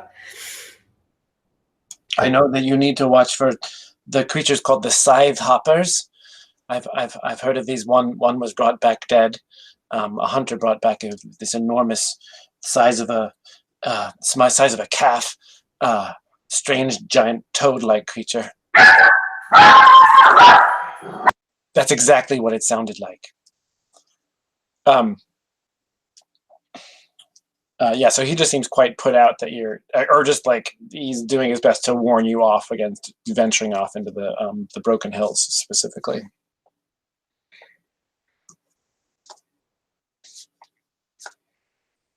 So Can the group hear us talking? that's up to you. You can be off away from him, kind of talking in soft, quietly, or you can be speaking openly in front of the group. It's up to you. Well, I guess I think I just want to ask his advice. Are we fools to go? Should I try to convince them another path? I mean, I would like to see the dwarven treasure and see these crystals, but if there is no return, I worry. Well, they say that great treasures await those who brave the wilds. But of course, with potential reward comes great risk. I cannot, as your fellow Chi Daarian, recommend that you go, but as a young warrior, I expect it is in your nature to take such risks. I don't know about these acquaintances that you've made in the big city, but certainly, at least in numbers, you might have a better chance of survival. Okay. Well, I can convey that information to the group. None have returned. My friends. We are to believe that the snail riders need these crystals. Is that correct? Snail riders? Do you get he's far? You guys are far enough south of the sunken shore now, or the sinking shore, that like legends of the snail riders aren't even. Oh, please forgive me. I'm not from around here, and neither is my friend Saphira. We are on a pilgrimage. These are our aides, and but we are trying to get deep into the swamp, and we're told by our friend the dwarf that we would need to pay these people in the swamp for their passage, and the cave is where where we can get their payment. Am I correct, everyone?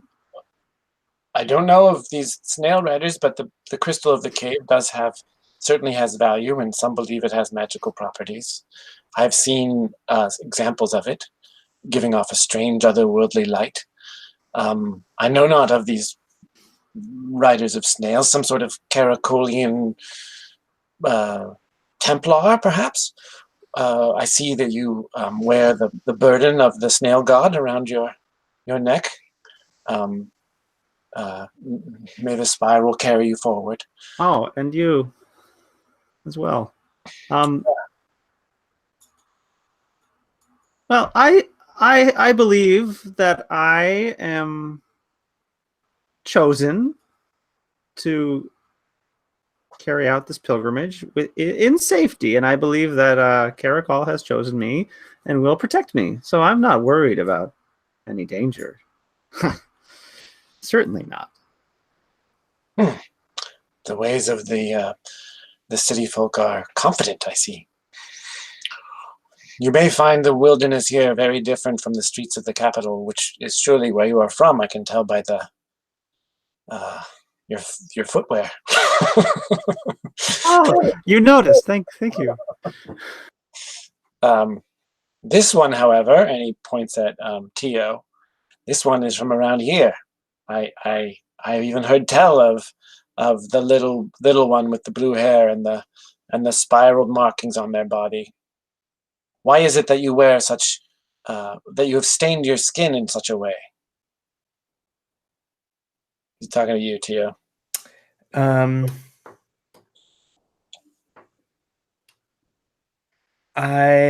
So why haven't you stained your skin if you are a believer? And such markings of the body is uncivilized. I mean no offense, but I can only imagine people of your kind being willing to do such a thing. And how did you come by this colorful hair that you have? It's natural. I would be kind of upset by that, I think. I'd say there's a reason that you're stuck finding roots and berries in the woods, and we are the ones that will find the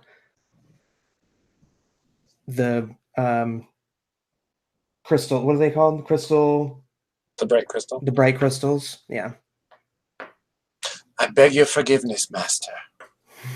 I'm very sorry to have offended you. And he seems like he can't tell if he's it seems almost genuine, like he genuinely seems like he might be, but maybe there's a little bit of a chance that he's just bullshitting you. And then he sort of like makes a big deal of kind of like backing up and kind of it's very clear that he feels like it either makes him super uncomfortable that he just offended you, or he genuinely feels just bad that he said the wrong thing.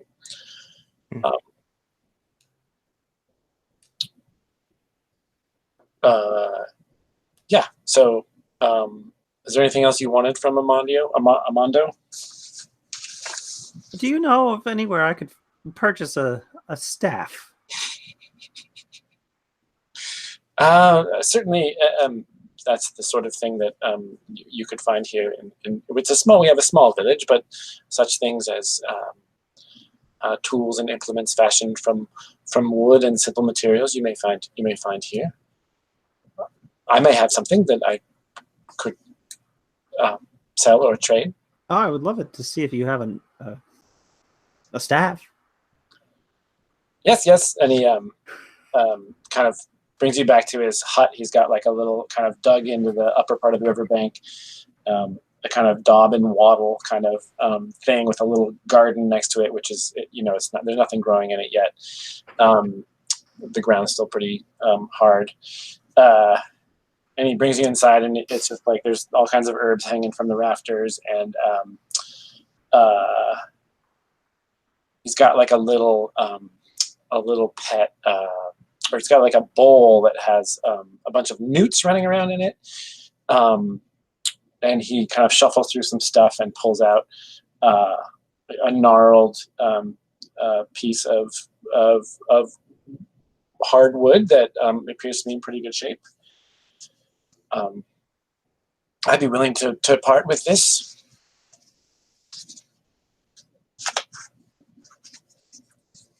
How much? How much would you like for it?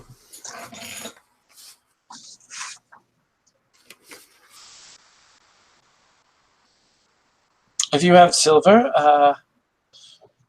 perhaps four silver. I have 3.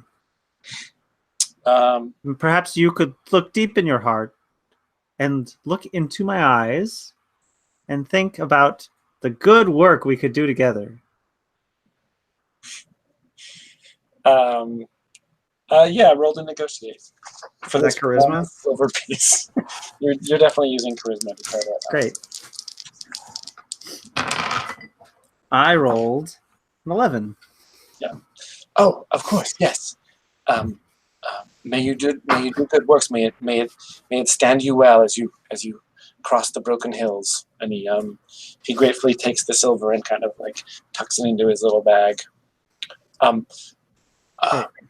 Take here. I cannot send you out into the wild in good conscience without a further aid. And he grabbed a couple of pouches that he has hanging on the wall, and sort of thrust them into your hands. Here, take these herbs with river mud, a poultice of river mud, and these herbs crushed will soothe physical ailments that you may encounter, muscle pain, injury, even sprains can be fixed with proper application. Wonderful. Well, that's excellent. May Caracol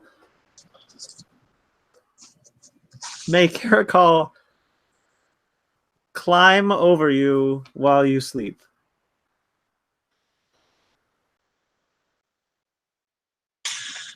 Oh man. Great. So write down on your inventory. What's this dude's name? Amondo's herbs. 2 uses. That weighs 0. Here's your dagger, Teo. I toss it to him.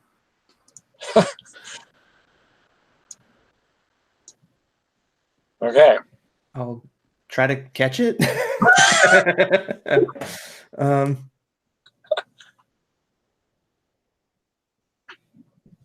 Okay. Does anybody else have anything they want to say to Amondo before you continue on your way?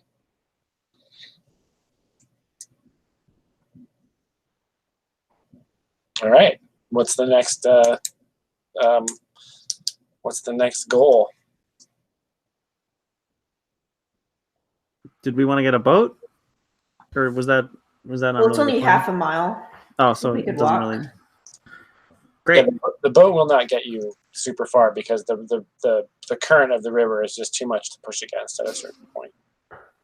I'm feeling great. I'm ready to get going. Okay. So looking at where you guys are in Chi Daario, and where the Cave of Bright Crystal is. So according to the stories, let me do another. It's that little spot there, which is supposed to be the alleged location. So looking at what we got here, we got the Green River coming down mainly from the west, the wall of the west, and then it meets up with the Thorny River, which is the one coming up from the south there. And then you can see between those 2 rivers and the Cave of Bright Crystal is the Broken Fells. Sorry, it's not called the Broken Hills, it's called the Broken Fells. I got that wrong. And venturing now, so this journey you took from Penascalto to Chi Daario was easy. You got that far in a day. So now leaving the road behind, things are going to be slower. And from everything Claudio has been able to gather and estimates and looking at various maps, if everything goes well, you could maybe reach the Cave of Bright Crystal in 4 or 5 days. 4 is, seems like the best possible scenario. It would take you 4 days. So which way do you want to go?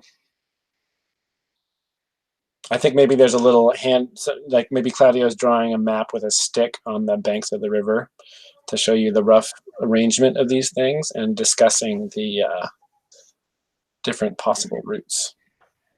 Right. Well, so we could follow the river west and then south. Keep in mind, I have never ventured this far out, and I can't promise that we'll find an easy way into this cave.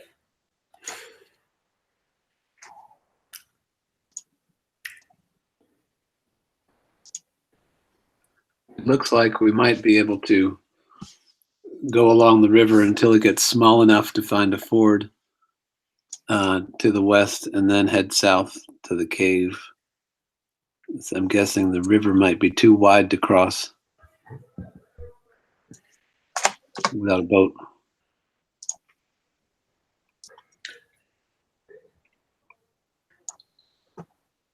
Is that what you're thinking? Yeah, exactly right. And then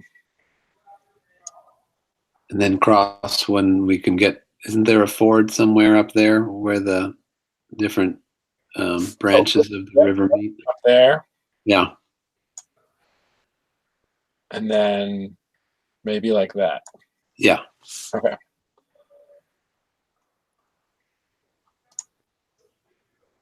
All right, so that's one proposal.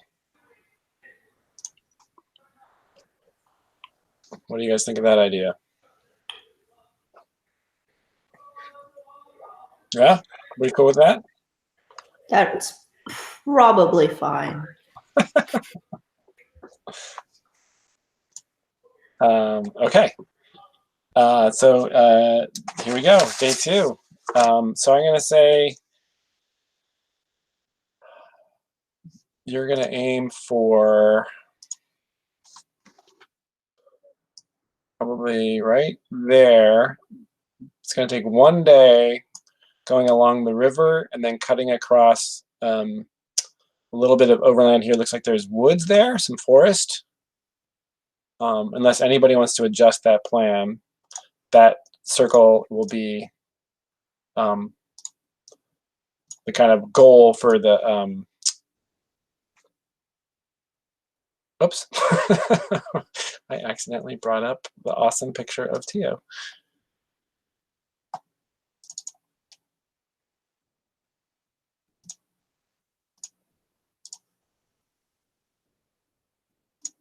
Okay. All right, so everybody's cool with that? All right, so same marching order as before. And this time, who rolled last time? Did Donna roll last time for the set out move? Let's go the opposite. Let's go, Sophie, will you roll this one? So 2d6. Now you guys are venturing into, this is actually still unsafe. It's not quite dangerous yet because you're still on the river. Plus anything? It's +1. 9. Okay. And then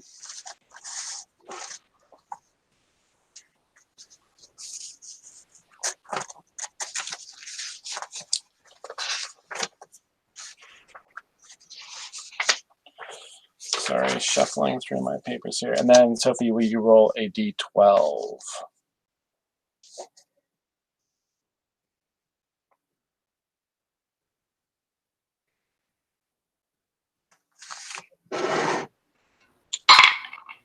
One. Oh, okay. And looking at my, let's see. Okay, Evaristo.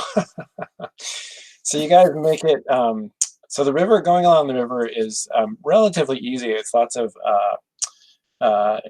kind of beachy areas covered with, smooth pebbles. There's some like driftwood and stuff, but the lower parts of the river anyway are relatively easy. And then you guys get to the part where you have to kind of cut across to try to reach that bend across the forest. And you are walking along the forest, and who are you chatting with? Who do you think you're chatting with as you're walking along the forest? Evaristo. With Saphira. Okay. Will you roll? So you're going to keep company with Saphira. So roll 2d6 plus nothing. Okay. A 4. So you get some. You mark XP. Give Right. yourself an experience point. For On the back of your character sheet. yeah. Right. Okay. What are you guys having a conversation about, Evaristo? I think just old times. Maybe that one time that we went to the temple and I fell over and dropped a plate of food and it went onto our teacher. I'm just like, life would be so much easier without those shells, my dude. Yeah. So what is Saphira? Why does this conversation go poorly? Maybe he noticed me laughing at him earlier, and he thinks I'm coming on a little too strong today. I didn't appreciate it. So when he's telling this story about this humorous event at the temple, does that come up, or is it just like is there like just a tension in the conversation? No, yeah, I think I'm because my sort of version of, I'm kind of like, I left the sect that we were both a part of. So I'm kind of like, yeah, you're still at that old, when are you gonna come do one of our ceremonies and see what it's really all about? Reality is not, it's not so much a burden as something you can transform, my bro.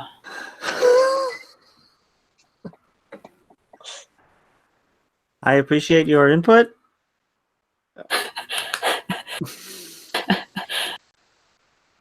Not today. Not today.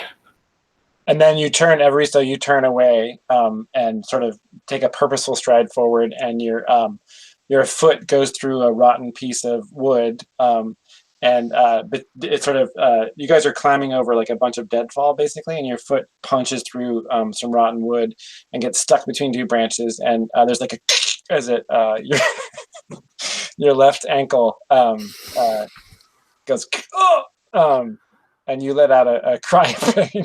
Oh God. And does anybody come to Evaristo's aid? Yeah, I mean, I'm right there. I feel bad immediately because I was just like harping on him.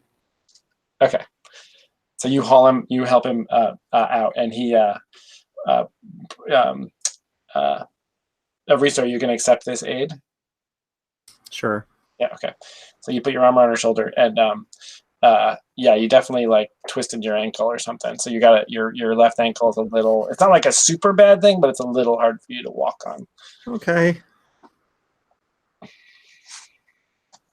That's great. Well, I'm sure this is all part of the plan.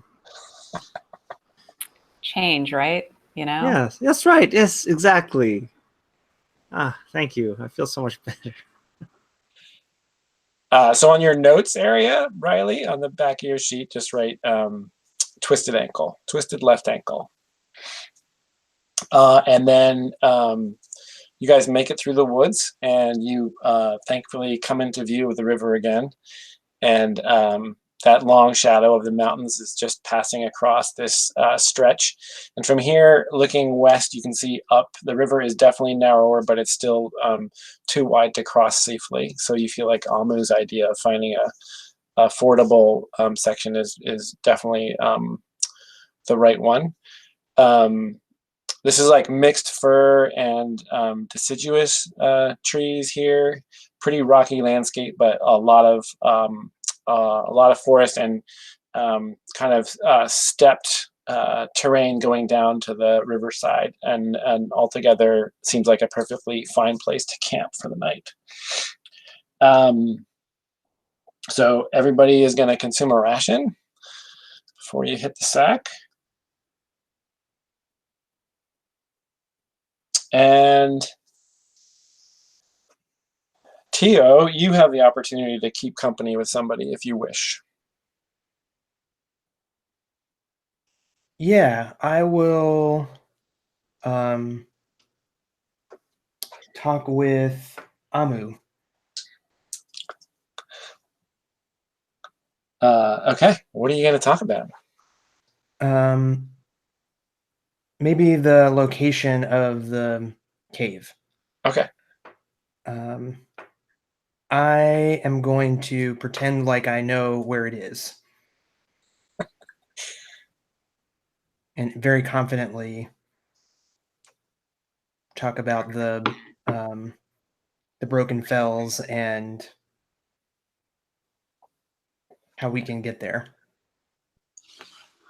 Okay, great. Like you act as if you've been here before, or at least you've heard a lot about it. Yeah. Amu, how do you what's your end of that conversation? I get excited about listening to whatever he has to say, and I'm still stuck on the story that my uncle Otto told me, coming down the Green River, and I'm wondering if he came from the other direction or something like that. And I'm kind of trying to make sense of it. And then finally finding somebody else to talk about this stuff with, I start singing him the song of the crystal caves, the bright crystal caves. I'm like, deep in the cave, you will find the crystal down the Green River. Across the fells, beware the sky hopper, or you will be nothing but bones. Something like that. Something like that. Tio, roll 2d6. That's an 8. Okay. Finally, a conversation goes halfway well. What's your reaction to that song? I love the song. Thank you. Clap. Claudio, what are you thinking when you hear Amu singing this song on the other side of the campsite from you?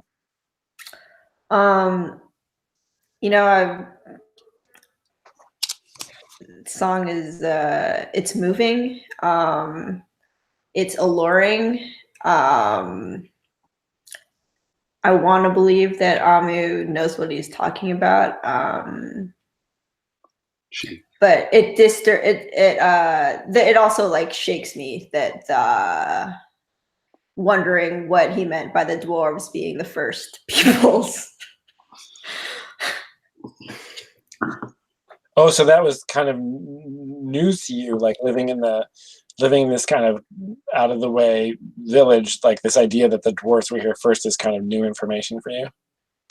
For me, yes. Okay, got it. Tio, you, as a result of this exchange, you can choose to gain a bond with Amu, which means you would write Amu in the bond section and draw a single circle next to that name, or you can give Amu a bond with you. So Amu would write your name and draw a little circle. And what that means is when Amu tries to help you, so I have this right according to how I wrote it here. Where did I put it?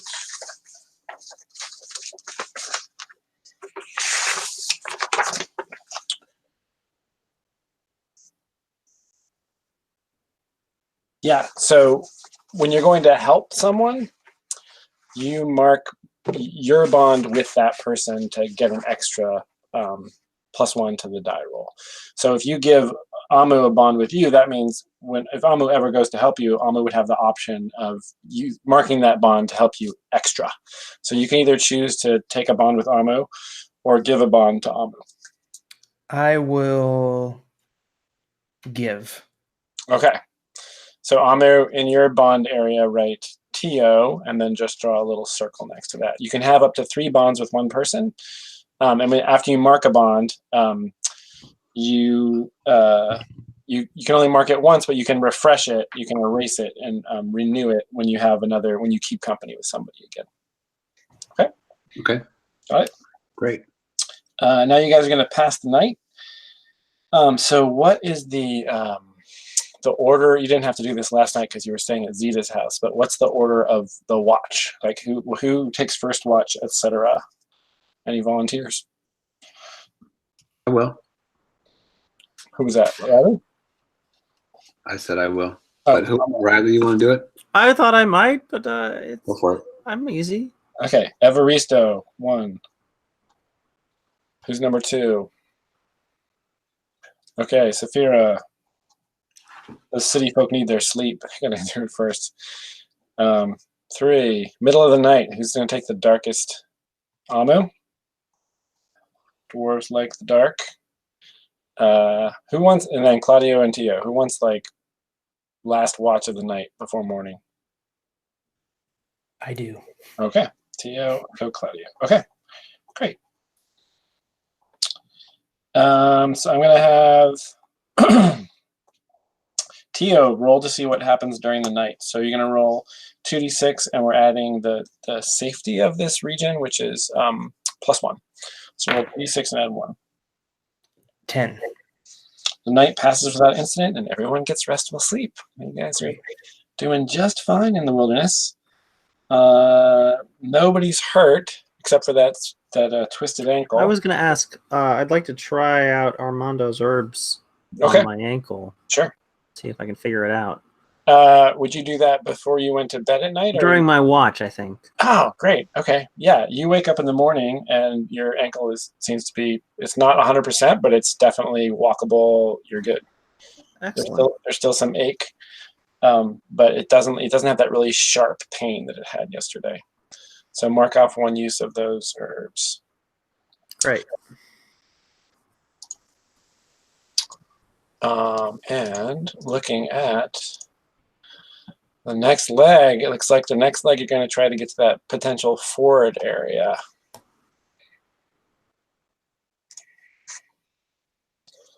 You made it to that first campsite successfully.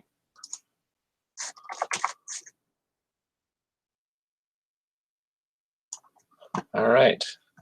Day 2 outside of Chi Daario.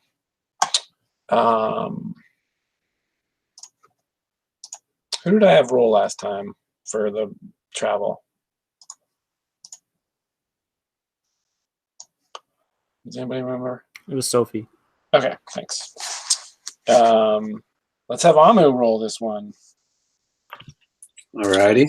So I'm just rolling plus anything. You're rolling +1 because of the safety of this region is unsafe. Not quite well, let me see here. Actually, you might be in dangerous territory now.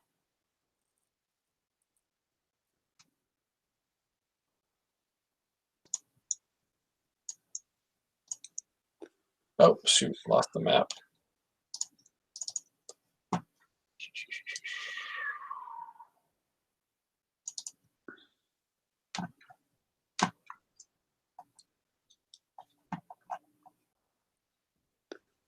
And this is rolling for just like your encounters during the day, or whether we bump into anything, or Yeah, that's right. okay. Sorry, I'm just trying to get the map back up here. Okay. Yes, so you're rolling 2d6 and you're adding 1 to that roll. Adding 1. Yep. No, sorry, it's dangerous. It's dangerous. I apologize. You had nothing. You're now in danger. 2d6. Here we go, y'all. 8. Ooh, interesting. Okay.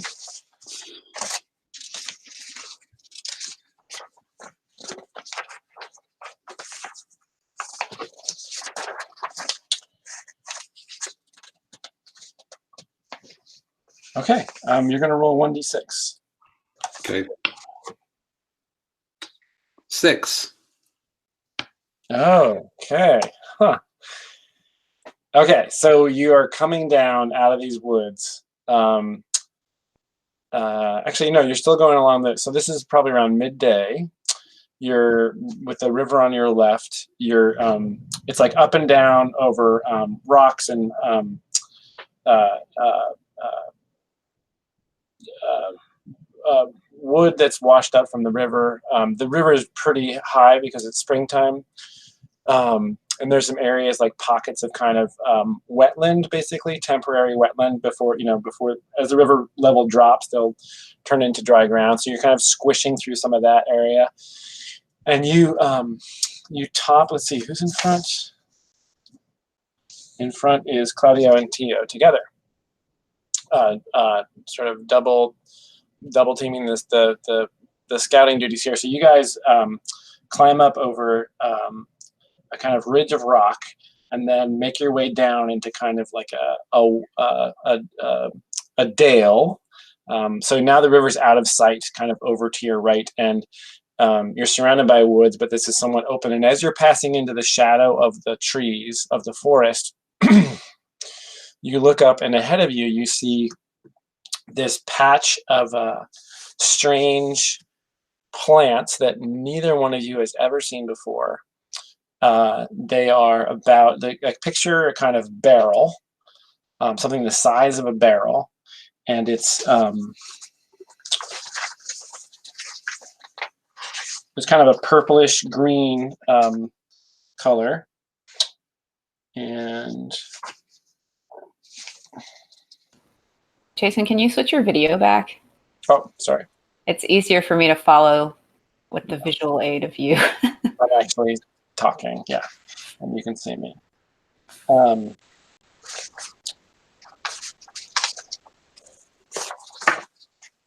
Yeah, so there, and it's about there's like 6 of these things kind of growing in a cluster. It's like, I mean, you've seen some strange things in this world. There's lots of strange things. You've just never seen this particular thing. So it's this cluster of 6 barrel-shaped plants. They have roots that are clearly spreading out into the earth, and they're sort of striated along the side. Like, have you ever seen star fruit? You know what star fruit looks like? So they're kind of the size of barrels, but they have those kind of ridged sides like a star fruit might. And then growing out of the top of each of them is like a bright pink, very large flower. So it sort of strikes both of you, and you stop for a second and observe these things. And if you get a whiff of the flower, it's a very, very it's a very strong and very appealing kind of odor. So, and you guys in the front are observing these things. So, what do you do? You can pass them by or investigate or whatever you feel moved to do. I want to point them out to Tio, and I think I remember something about these flowers, even though I've never seen them before in person. I think that I may have read a book about like some like what kind of desert is this, like dry type of terrain? Here near the river, it's pretty wet. Is what? Okay. Yeah, and I've heard about this wildlife, and often it comes like there's a type of bird that likes to pollinate this flower, and this bird is a really special bird. It can often be seen as a symbol of hope, and if like we are if we ever find ourselves like in a bind where like we're not sure if this is safe, like the bird can sort of be an indicator of like life, or like a positive like thing. a good omen. Yeah. And what color is this bird? Oh, got like green, yellow, and then like sort of like flecks of red on the tail and around the head. Wow. And you're saying that sometimes this bird is attracted to this flower, or it has something to do with this? Mm-hmm. Yeah, like there's a special like natural cycle of like pollinating and spreading and like growing. Yeah. Yep. Okay, go ahead and roll to know something, which is intelligence. Okay, so that's my +1. 7. Okay.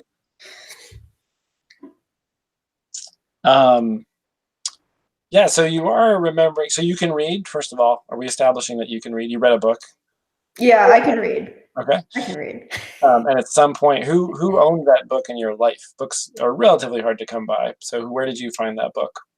Well, I used to sort of sneak around looking around Amondo's belongings. He did keep a lot of like texts about the surrounding and the environment. Okay. Yeah. Is it fair to say that Mondo might have even taught you to read, or did you learn that from somebody else? Yeah, no, I do think he probably taught me that. Yeah, and it is an unusual like trait. Okay, so you do recall. In fact, you can picture this. The thing that really strikes you is you remember this little, this woodcut, this drawing engraving that was in that book. Very distinct. This shape of this plant. It's definitely that same plant. You remember reading about it. You remember. Now you can't remember if the opposite page was the page with the stuff about the bird, but you'd feel like the bird was definitely associated with this plant. But there was something kind of opposite. There's some contradictory aspect there. Like when you're trying to remember what it was about the bird and the plant, there was something about the bird's kind of good omen quality that was somehow contradictory to this plant. So that's all you can recall. Oh yeah. Yeah, maybe it was also possible that like the bird has a natural enemy and or predator or yeah. Okay, so do you share any of that with Tio, or is that just all running through your head? No, I'm telling Tio. I try to tell him what I know. So we should definitely. They're barrel size, so they're like as big as me. These plants. Yes, in fact, they're roughly the same height as you. That's right. Yep.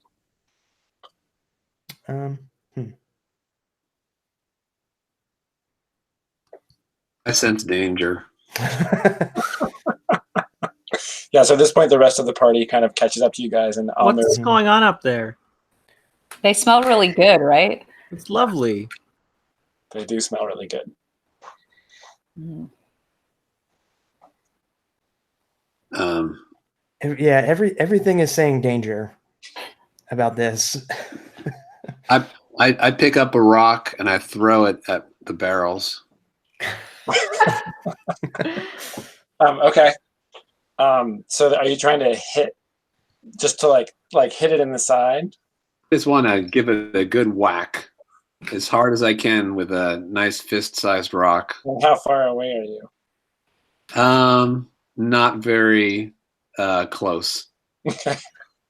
So you guys are all observing, and Amu bends down and grabs a rock and hucks it, and it hits the side of the thing.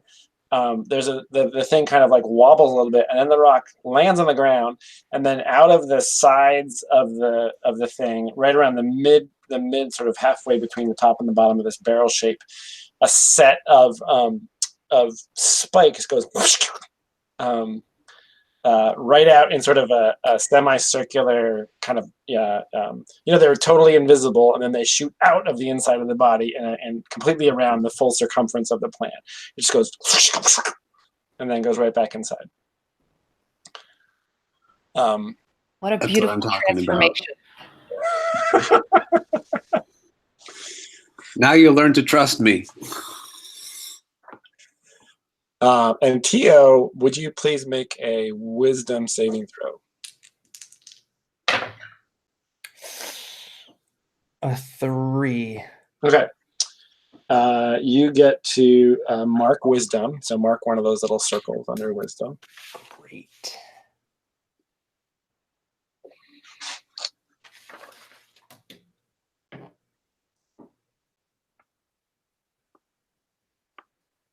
And also roll a d6.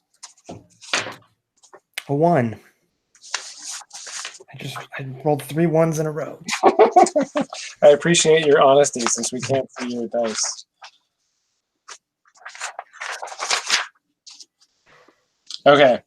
At this point, I think everybody's kind of gathered around these things, and I think the person, it's you, Tio, actually. You hear a noise from behind you, and you turn and look, and you see coming out of the woods about.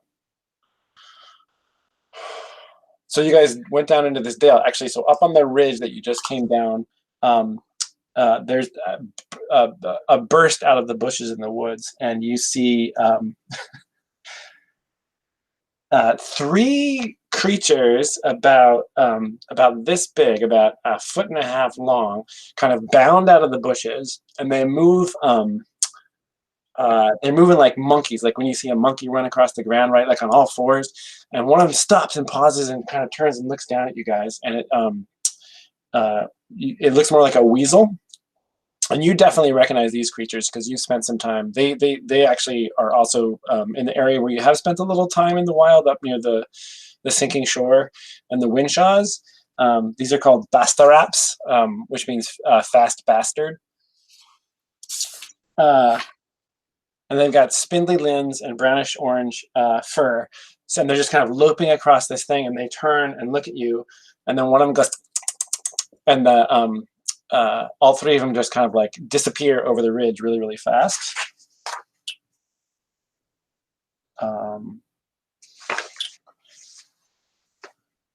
And then you hear other sounds in the bushes from where those creatures came from. So does anybody do anything? Dinner. I point up.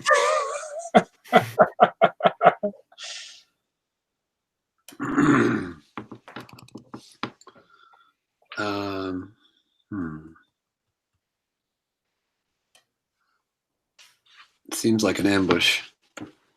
Have you guys killed these things before? Nope.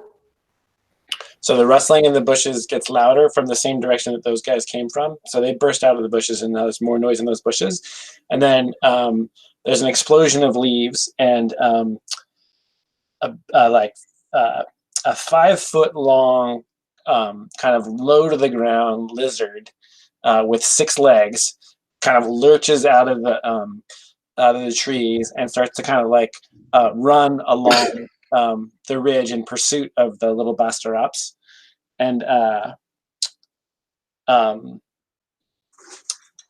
it kind of doesn't notice you guys, but then right behind it is a second one, so 2 of these big lizards, and it's kind of it's tooling after the one in front of it, and then it looks down at you and goes like and stops and turns and looks down at you.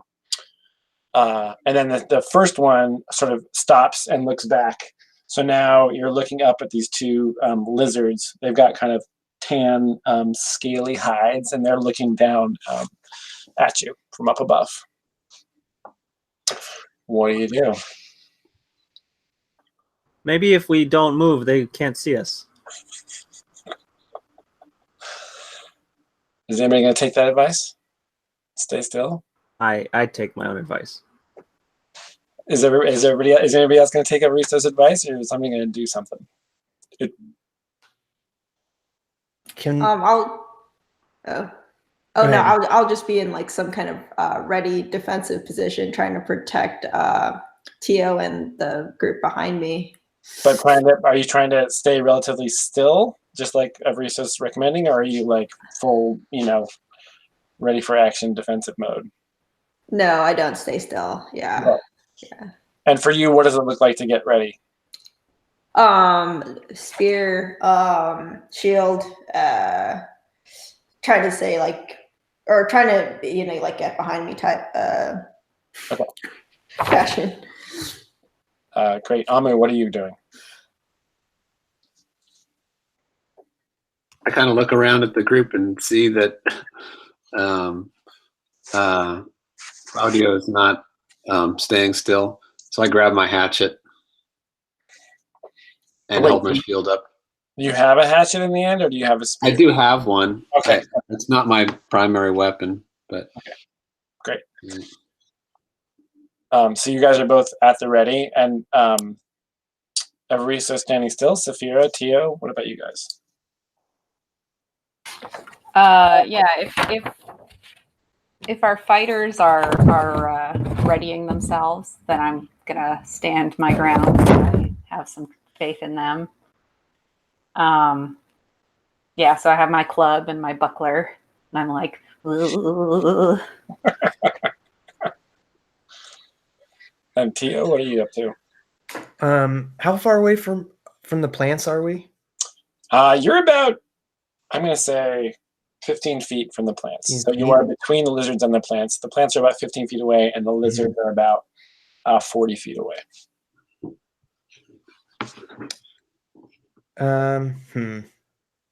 Okay, we're between. So yeah, I'll just have my warhammer. Just ready. Yeah. Claudio, roll 2d6. You're checking the reaction of these creatures. If the creatures are not particularly predisposed towards a particular action, we roll to see how they react to it.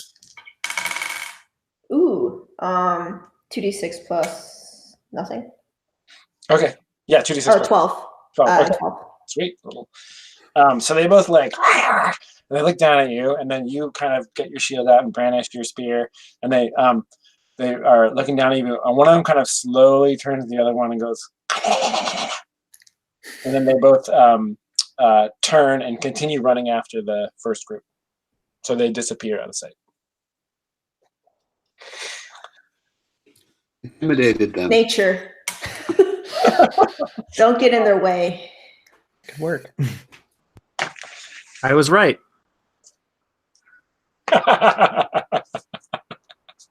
Excellent. My, how intuitive.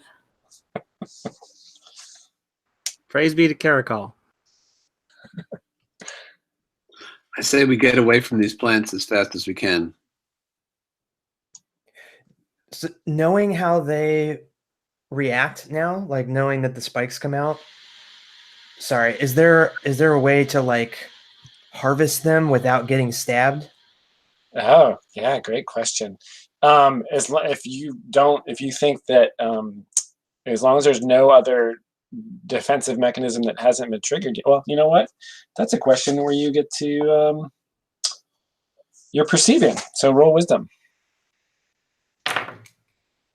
10.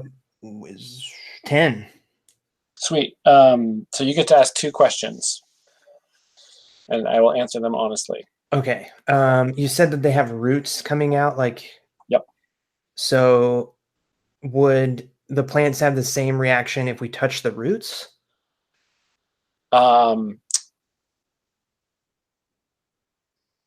Yes. Okay. And then I'm assuming the smell is like some sort of pollen or something. Is that dangerous in any way? Or is that an attractor to get things to come close? It is an attractor. Okay. It doesn't seem to be exerting any unusual influence over you guys. But with your knowledge of the wilds, as sometimes exaggerated as it may be, you know that is one of the ways that it draws in prey. Yeah. I want to try and like harvest this stuff somehow. Yeah, I could without getting stabbed. Great. That sounds like a good project. Sorry,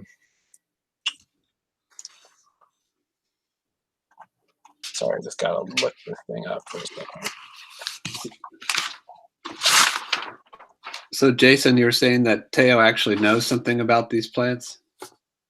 Yeah. He's using his kind of he hasn't really dealt with these things, but he's using his kind of knowledge of the wild to suss out some aspects of it just based on its appearance. Yeah. So how would you like to harvest it? I mean, what do you want to like try to take the whole thing with you? Do you want to like I guess I want to see if there's any if there's any way to like keep the good smelling stuff, or if there's any fruit or seeds that we could eat, or if there's any way to get the spikes to use as weapons. How can you harvest this thing in a useful way? Yeah. Great. What kind of weapon would you use to do that? Or what tool would you use to do that?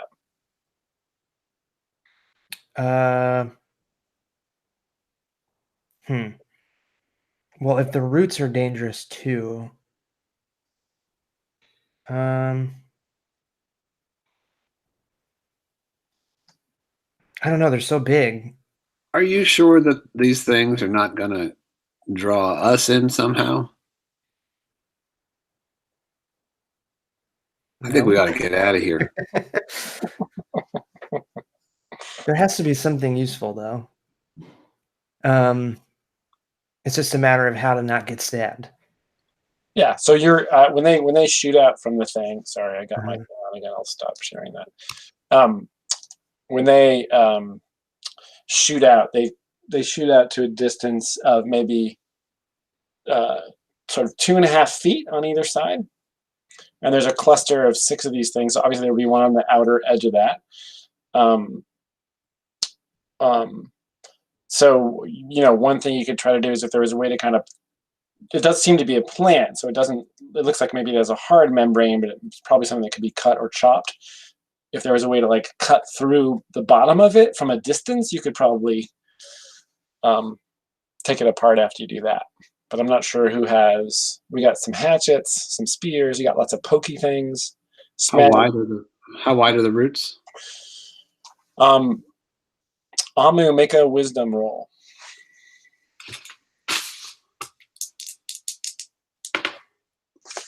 Um, 4 minus 1. You get to mark wisdom. Wow. And you have no, I mean, you're not, this is like plants and roots. Who even knows how this works? Yeah. This is a fool's errand. I'm going up the hill. Okay, I have an idea. Is this thing is like my size? Yes. Okay. I'm going to take my chainmail shirt off. Okay. And try and drape it over the plant. Nice. So, but like toss it? Or maybe at the end of my warhammer, kind of like. I think maybe, I mean, your warhammer is kind of stubby. I think if you could borrow a spear from somebody. Borrow a spear? Okay. Anybody You want can to use my staff. There you go. Yeah, awesome. Just try to get the chainmail over it so the spikes can't. If they try to come out, they'll. Yeah. Okay. Yeah. Okay. So, so you're standing the staff's length away, and you move the chainmail over, and then you kind of want to drape it so that when it lays across the top of the plant, it's covering the places where the spikes come out. Is that right? Yeah. Okay. And you're doing this in a very kind of careful way. And I'm naked. You're not wearing anything out of the chainmail? It's all I chainmail and chainmail on skin, yeah. No idea. It's gotta be cold at night. The naked tattooed halfling. The city dwellers' surprise, perhaps. Drapes his chainmail over the thing. There appears to be no reaction. Can I poke at it with the staff to see if it? Yeah. So you poke the body of the thing. Yeah. Nothing happens. I'm gonna step on one of the roots. Okay. Shoots out and roll. Let's see here. Roll 1d6. 6. Oh. It just shredded your armor. No. Oh no. Okay. All right. Well, this is what I'll say. It reduced your armor's value from 2 to 1. Okay, so it's no longer worth 2. It's worth, your armor's worth 1 point of armor. It just like Okay. on one side, like 3 of the spikes just punctured it entirely. So for A, you're like, holy crap, this thing could puncture chainmail. Yeah. The other side, they get kind of trapped. And so it goes, and then it sits like that for like 30 seconds. And then it sort of tries to retract, but the chainmail's kind of blocked it. Keeping it. All right. So it appears to be safe-ish. The spikes appear to be, yes. All right. I'm going to remove this thing from the ground. The roots. With Okay. my throwing knife, I get knife. So you're getting down on the ground and you're just going to start sawing away. Yeah. So you cut it open in like this kind of, well, it's just like kind of like maybe like an aloe plant, right? So this like kind of viscous, slippery stuff kind of comes out. Is everybody else just standing around watching? Is Amu like halfway up the hill looking back? Yeah, pretty much. I'm just like, oh my gosh, these guys are all gonna die. What are they standing around for? So you're like sawing away, and then the whole thing finally gets loose enough where it just sort of topples, and there's like and there's just like a big fibrous kind of stringy, goopy interior that kind of slops all over the place. And while you're doing that, Tio, the thing when it tips over and you like put your knife down, and you look down at the roots, and just under the roots you see the top of what looks like a human thigh bone sticking out of the dirt. Partly, overgrown by the roots, covered in dirt, but it's been there a while. But you see a human bone kind of half buried there, and you have successfully sort of chopped this thing off. Okay. Did that plant eat a person? I'll pick up the I'll pick up the bone. So you sort of dig around that, and actually, where's my? Will you roll?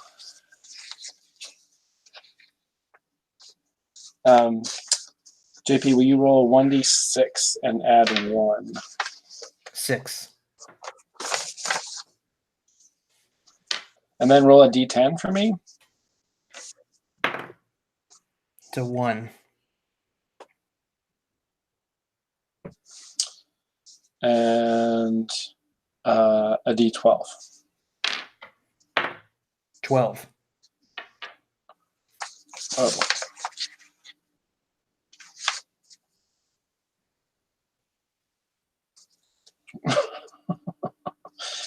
Wow. Okay, and then roll a d12 again. 1. Okay, so you pull out the bone out of the ground, and then in the kind of recess left by the bone, you see what looks like something shiny, like a shiny blue thing. Can I try and like dig it out with the staff? Yeah, just like, well, your knife would actually be the better tool. Okay, yeah, I'll go for it. Yeah. Dig around there, and you reveal a kind of knob of wood that has blue gems actually embedded in it. But it's part of a larger object that's buried underneath the roots in the dirt. So you'll have to like excavate the whole thing. And I should say at this point, yeah, so you're gonna have to do that. Okay, so I'm gonna call for Amu to come back. Like, I found something. Come on, What is it? something shiny. I come on back and I'm starting to examine it, and I get kind of excited and take up my hatchet, start chopping away at the roots. And You guys are, okay. Yeah, we'll get in there.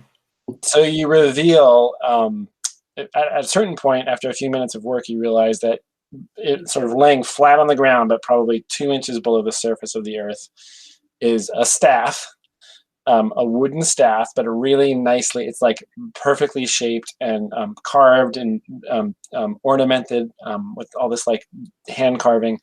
And the top end of it has this set of 5 blue gems that are set into a silver band around the top end of it. But you get down about 3/4 of the way and you realize if you try to unearth it anymore, you'll be disturbing the roots of the other plants that are right nearby. Mm.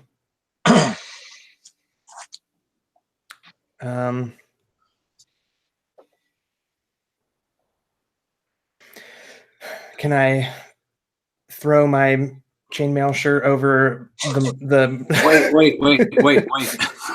I mean, This is the most valuable item that we all have, that chainmail shirt. You want to destroy it? I mean, how else are we gonna get this How thing about out of here?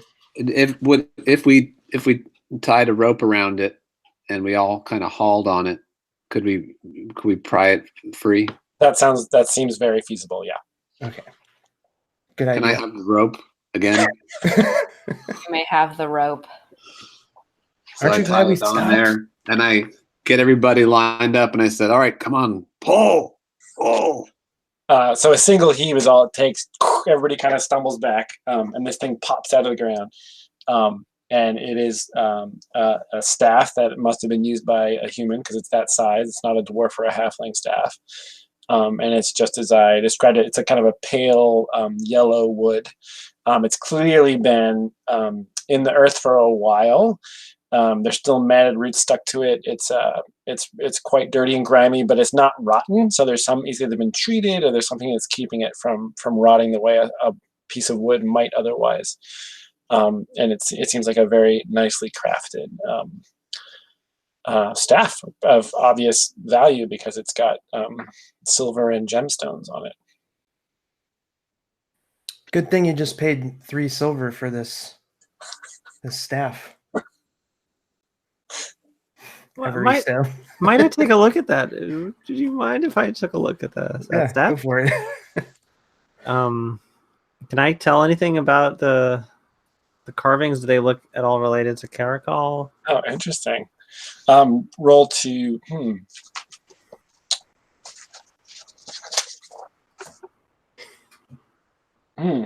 I would say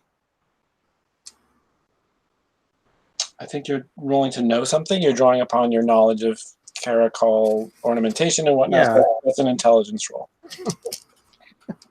You're smarty pants. No.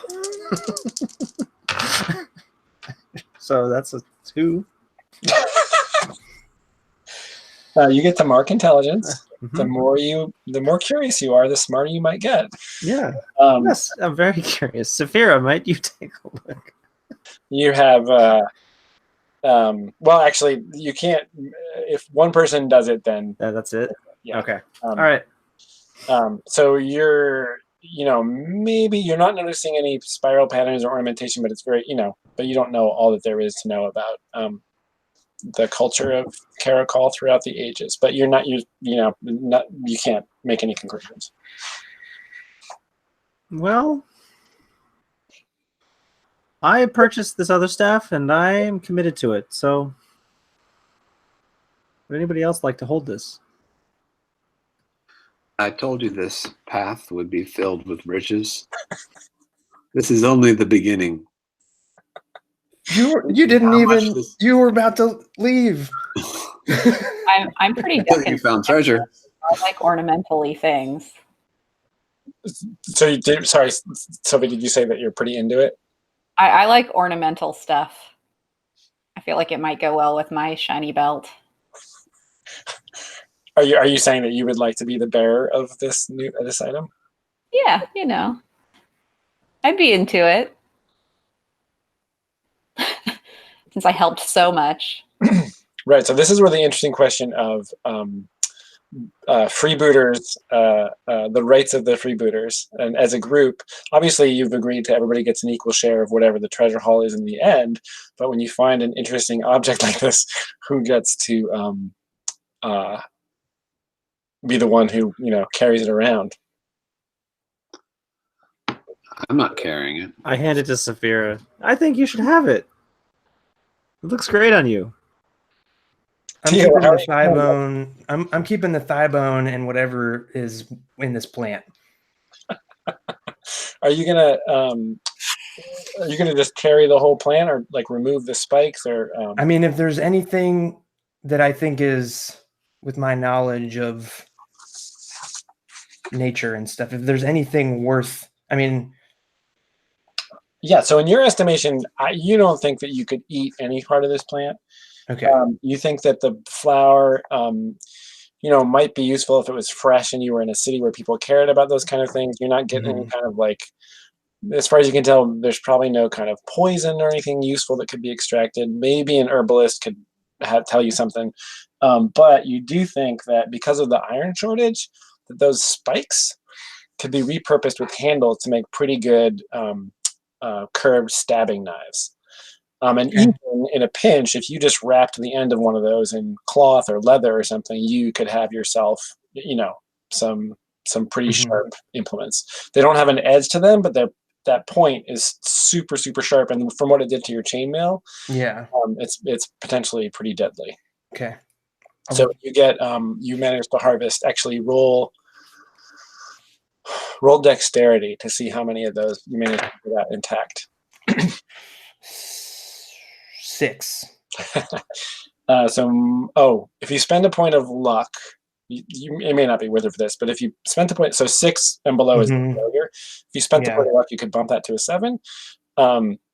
As it is now, yeah. So before I tell you, you have to decide whether you want to do that or not, whether it's worth it.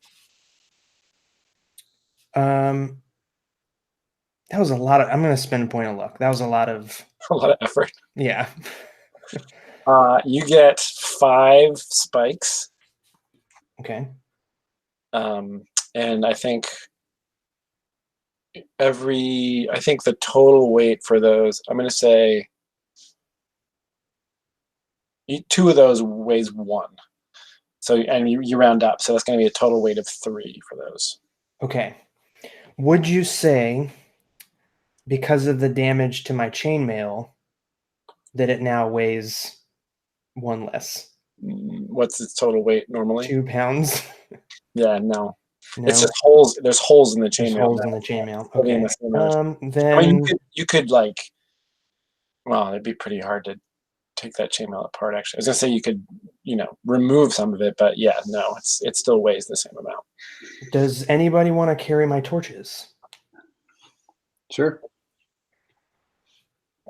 Okay. Here are 3 torches. So you got that little bundle of spikes now? Yeah. And then, so the luck thing, so my luck is 14 now, I put it down to 13. In the box next to the maximum luck, The there's current. Yep, you put that. Okay. Yeah, that's exactly right. And if that changed your modifier, you would make a note of that, but it doesn't, I don't think. It doesn't, no, not yet. Okay. You're good. And then you get that back when you level up. You refresh your luck, but that's the only time.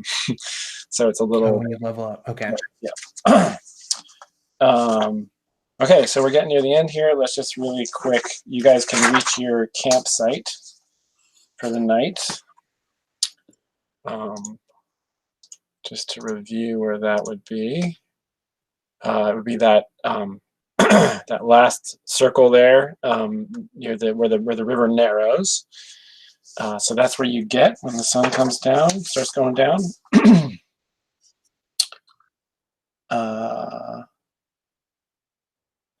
And everybody needs to eat a ration. So everybody mark off a single ration.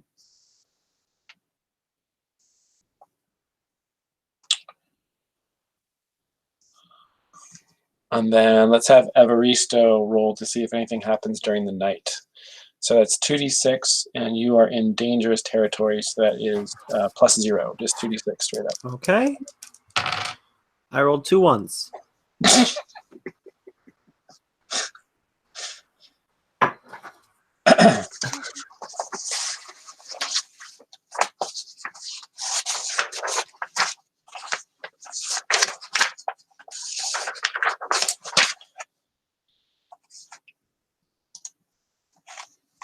Will you roll a d6, please, Evaristo?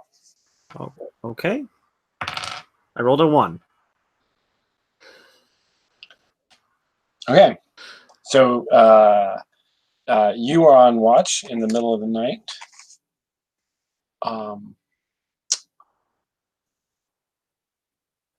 And roll, make a wisdom saving throw.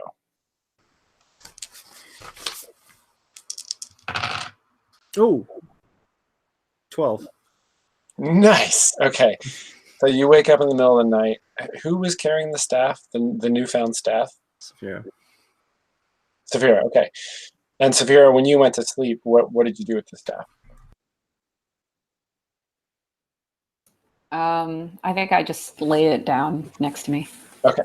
So Evaristo, in the middle of your watch, you hear a scrabbling sound over near Saphira's sleeping place, and you look over, and 3 of those little weasel monkeys that you saw earlier are have their hands on the staff, and they're dragging it away from the campsite.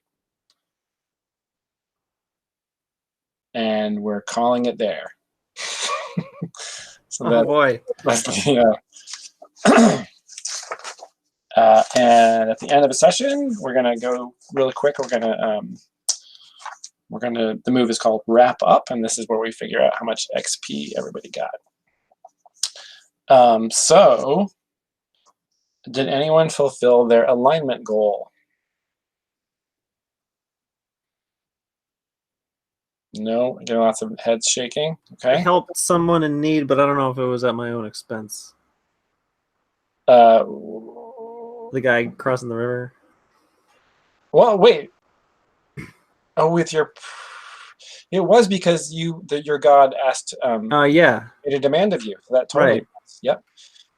If you just rolled a 10 or higher, it wouldn't have cost you anything, but it did cost you something. So you get an XP for that, for sure. XP for that. Yep. Good job, good guy. No one else thinks they did anything. Is that right? Okay. Next is, did you fulfill at least one trait in a memorable way? We had an impatient dwarf, for sure. So, Jan, were there any other, I mean, you get 1 XP regardless, but were there any other traits that you fulfilled that you can think of? Well, no, but I mean, you only get an XP for if you do any of your traits, right? That's right. Yeah. So, but I mean, inflexible and stubborn and impatient are all kind of the same thing. Different incarnations. I thought I was working it hard, but no, you were. yeah. You were. So you get an XP for that. Claudia, what are your traits? My traits are fair and then mad, like eccentric. Yeah. Yeah. Yeah, so I can't think of anything notable for fair. I was very neutral.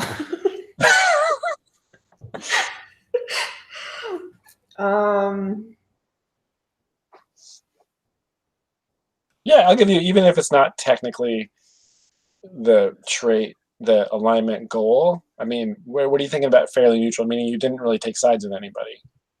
You just right, like I tried to share the other side of things when one option was presented.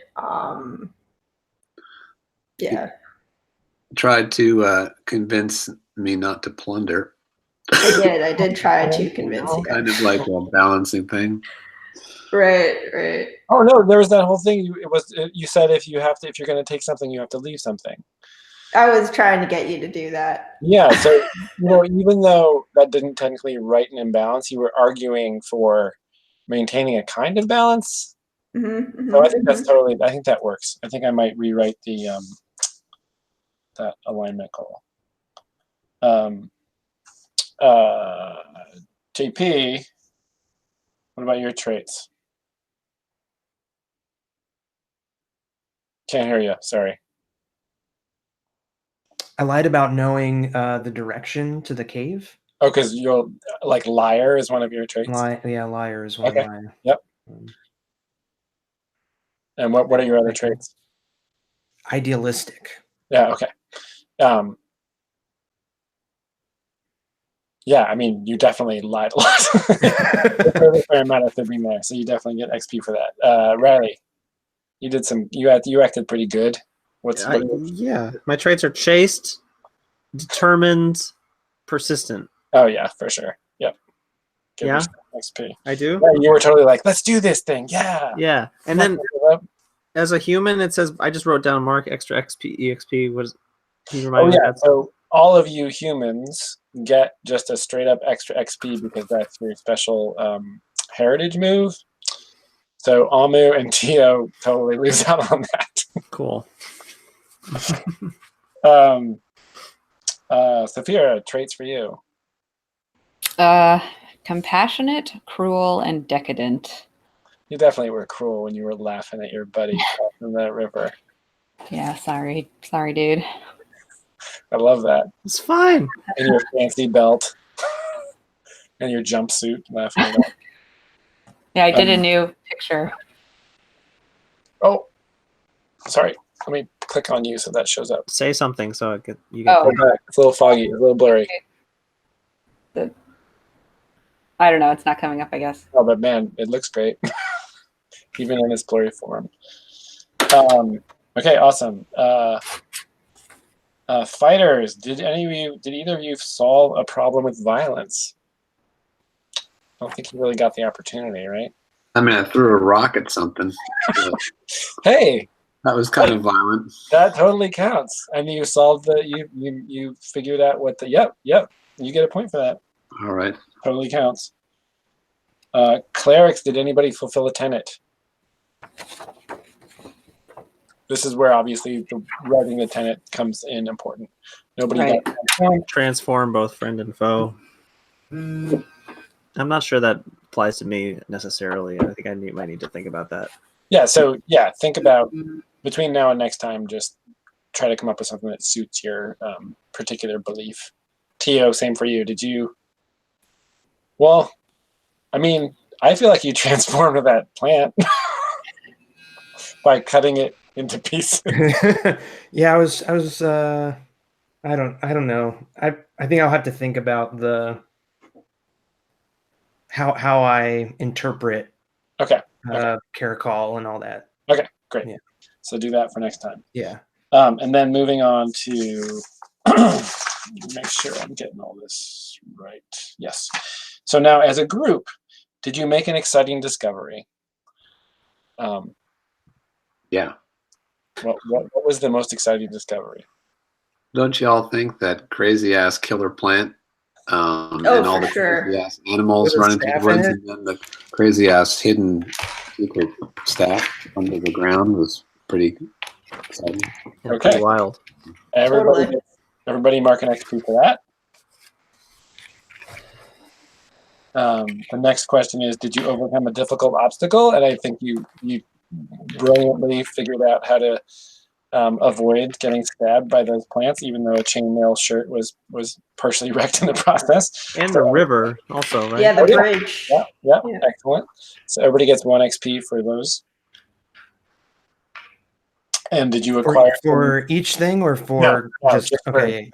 multiple obstacles? Yeah. And then did you acquire some memorable booty? You found a strange jeweled staff buried underneath a spiky death plant. And a thigh bone. Don't forget the thigh bone. So yeah. You definitely did. Yeah. Wow. I'm almost there. Nice. Well, so were we marking XP every time we roll 6 or lower, or No, only Okay. certain moves. Only and every entry, every move has this thing that happens on 6 or less. Some of them will give you XP, like somebody did for some move. Mhm. But a lot of them will have you mark the ability you rolled instead. So like when Gotcha. when Riley failed that wisdom roll or intelligence or whatever, he marked the little bubble. And so over time, your ability scores will go up the more you roll 6 or less than that. Yeah, Riley. I rolled a double 1 on a luck roll. Oh yeah, and that does nothing. Oh, so I don't get XP for that. No, when you Okay. get a crappy luck roll, you just get a crappy luck roll. There's no. That was my staff going down the. All of a sudden, there's a profusion of stabs in this. Did you say staves? Staves. Sorry, yes. Staves. Okay. Any closing comments or questions or conundrums? Should we talk about our backgrounds on the recording? Because we have this information now, but if people are going to care, I don't know, people aren't going to know that stuff necessarily. And also the like email stuff, you mean? Yeah. I don't know if that's, I mean, I don't know what your goal is necessarily for the recording. I think that it'll just come out in play. Yeah. We'll just see, yeah, I guess viewers should know that we had a little bit of back and forth on email where I got the characters to explain a little bit more about them. But I think it'll be fine for that to come out as you guys interact with each other, as it already has. We've already seen that coming out through interactions, so which is great. Man, I feel bad for Zeta's ox. I didn't know about that. Yeah, I was trying to be a nice, compassionate cleric. Be careful what you wish for. Yeah. Okay, well, I'll be in touch to set up the next one, I think in roughly 2 weeks, and we'll just see how that goes. Okay? Great. Cool. Great. Awesome. Thanks. Awesome. Yeah. Thank you. you, Jason. Thank you Thanks, all. man.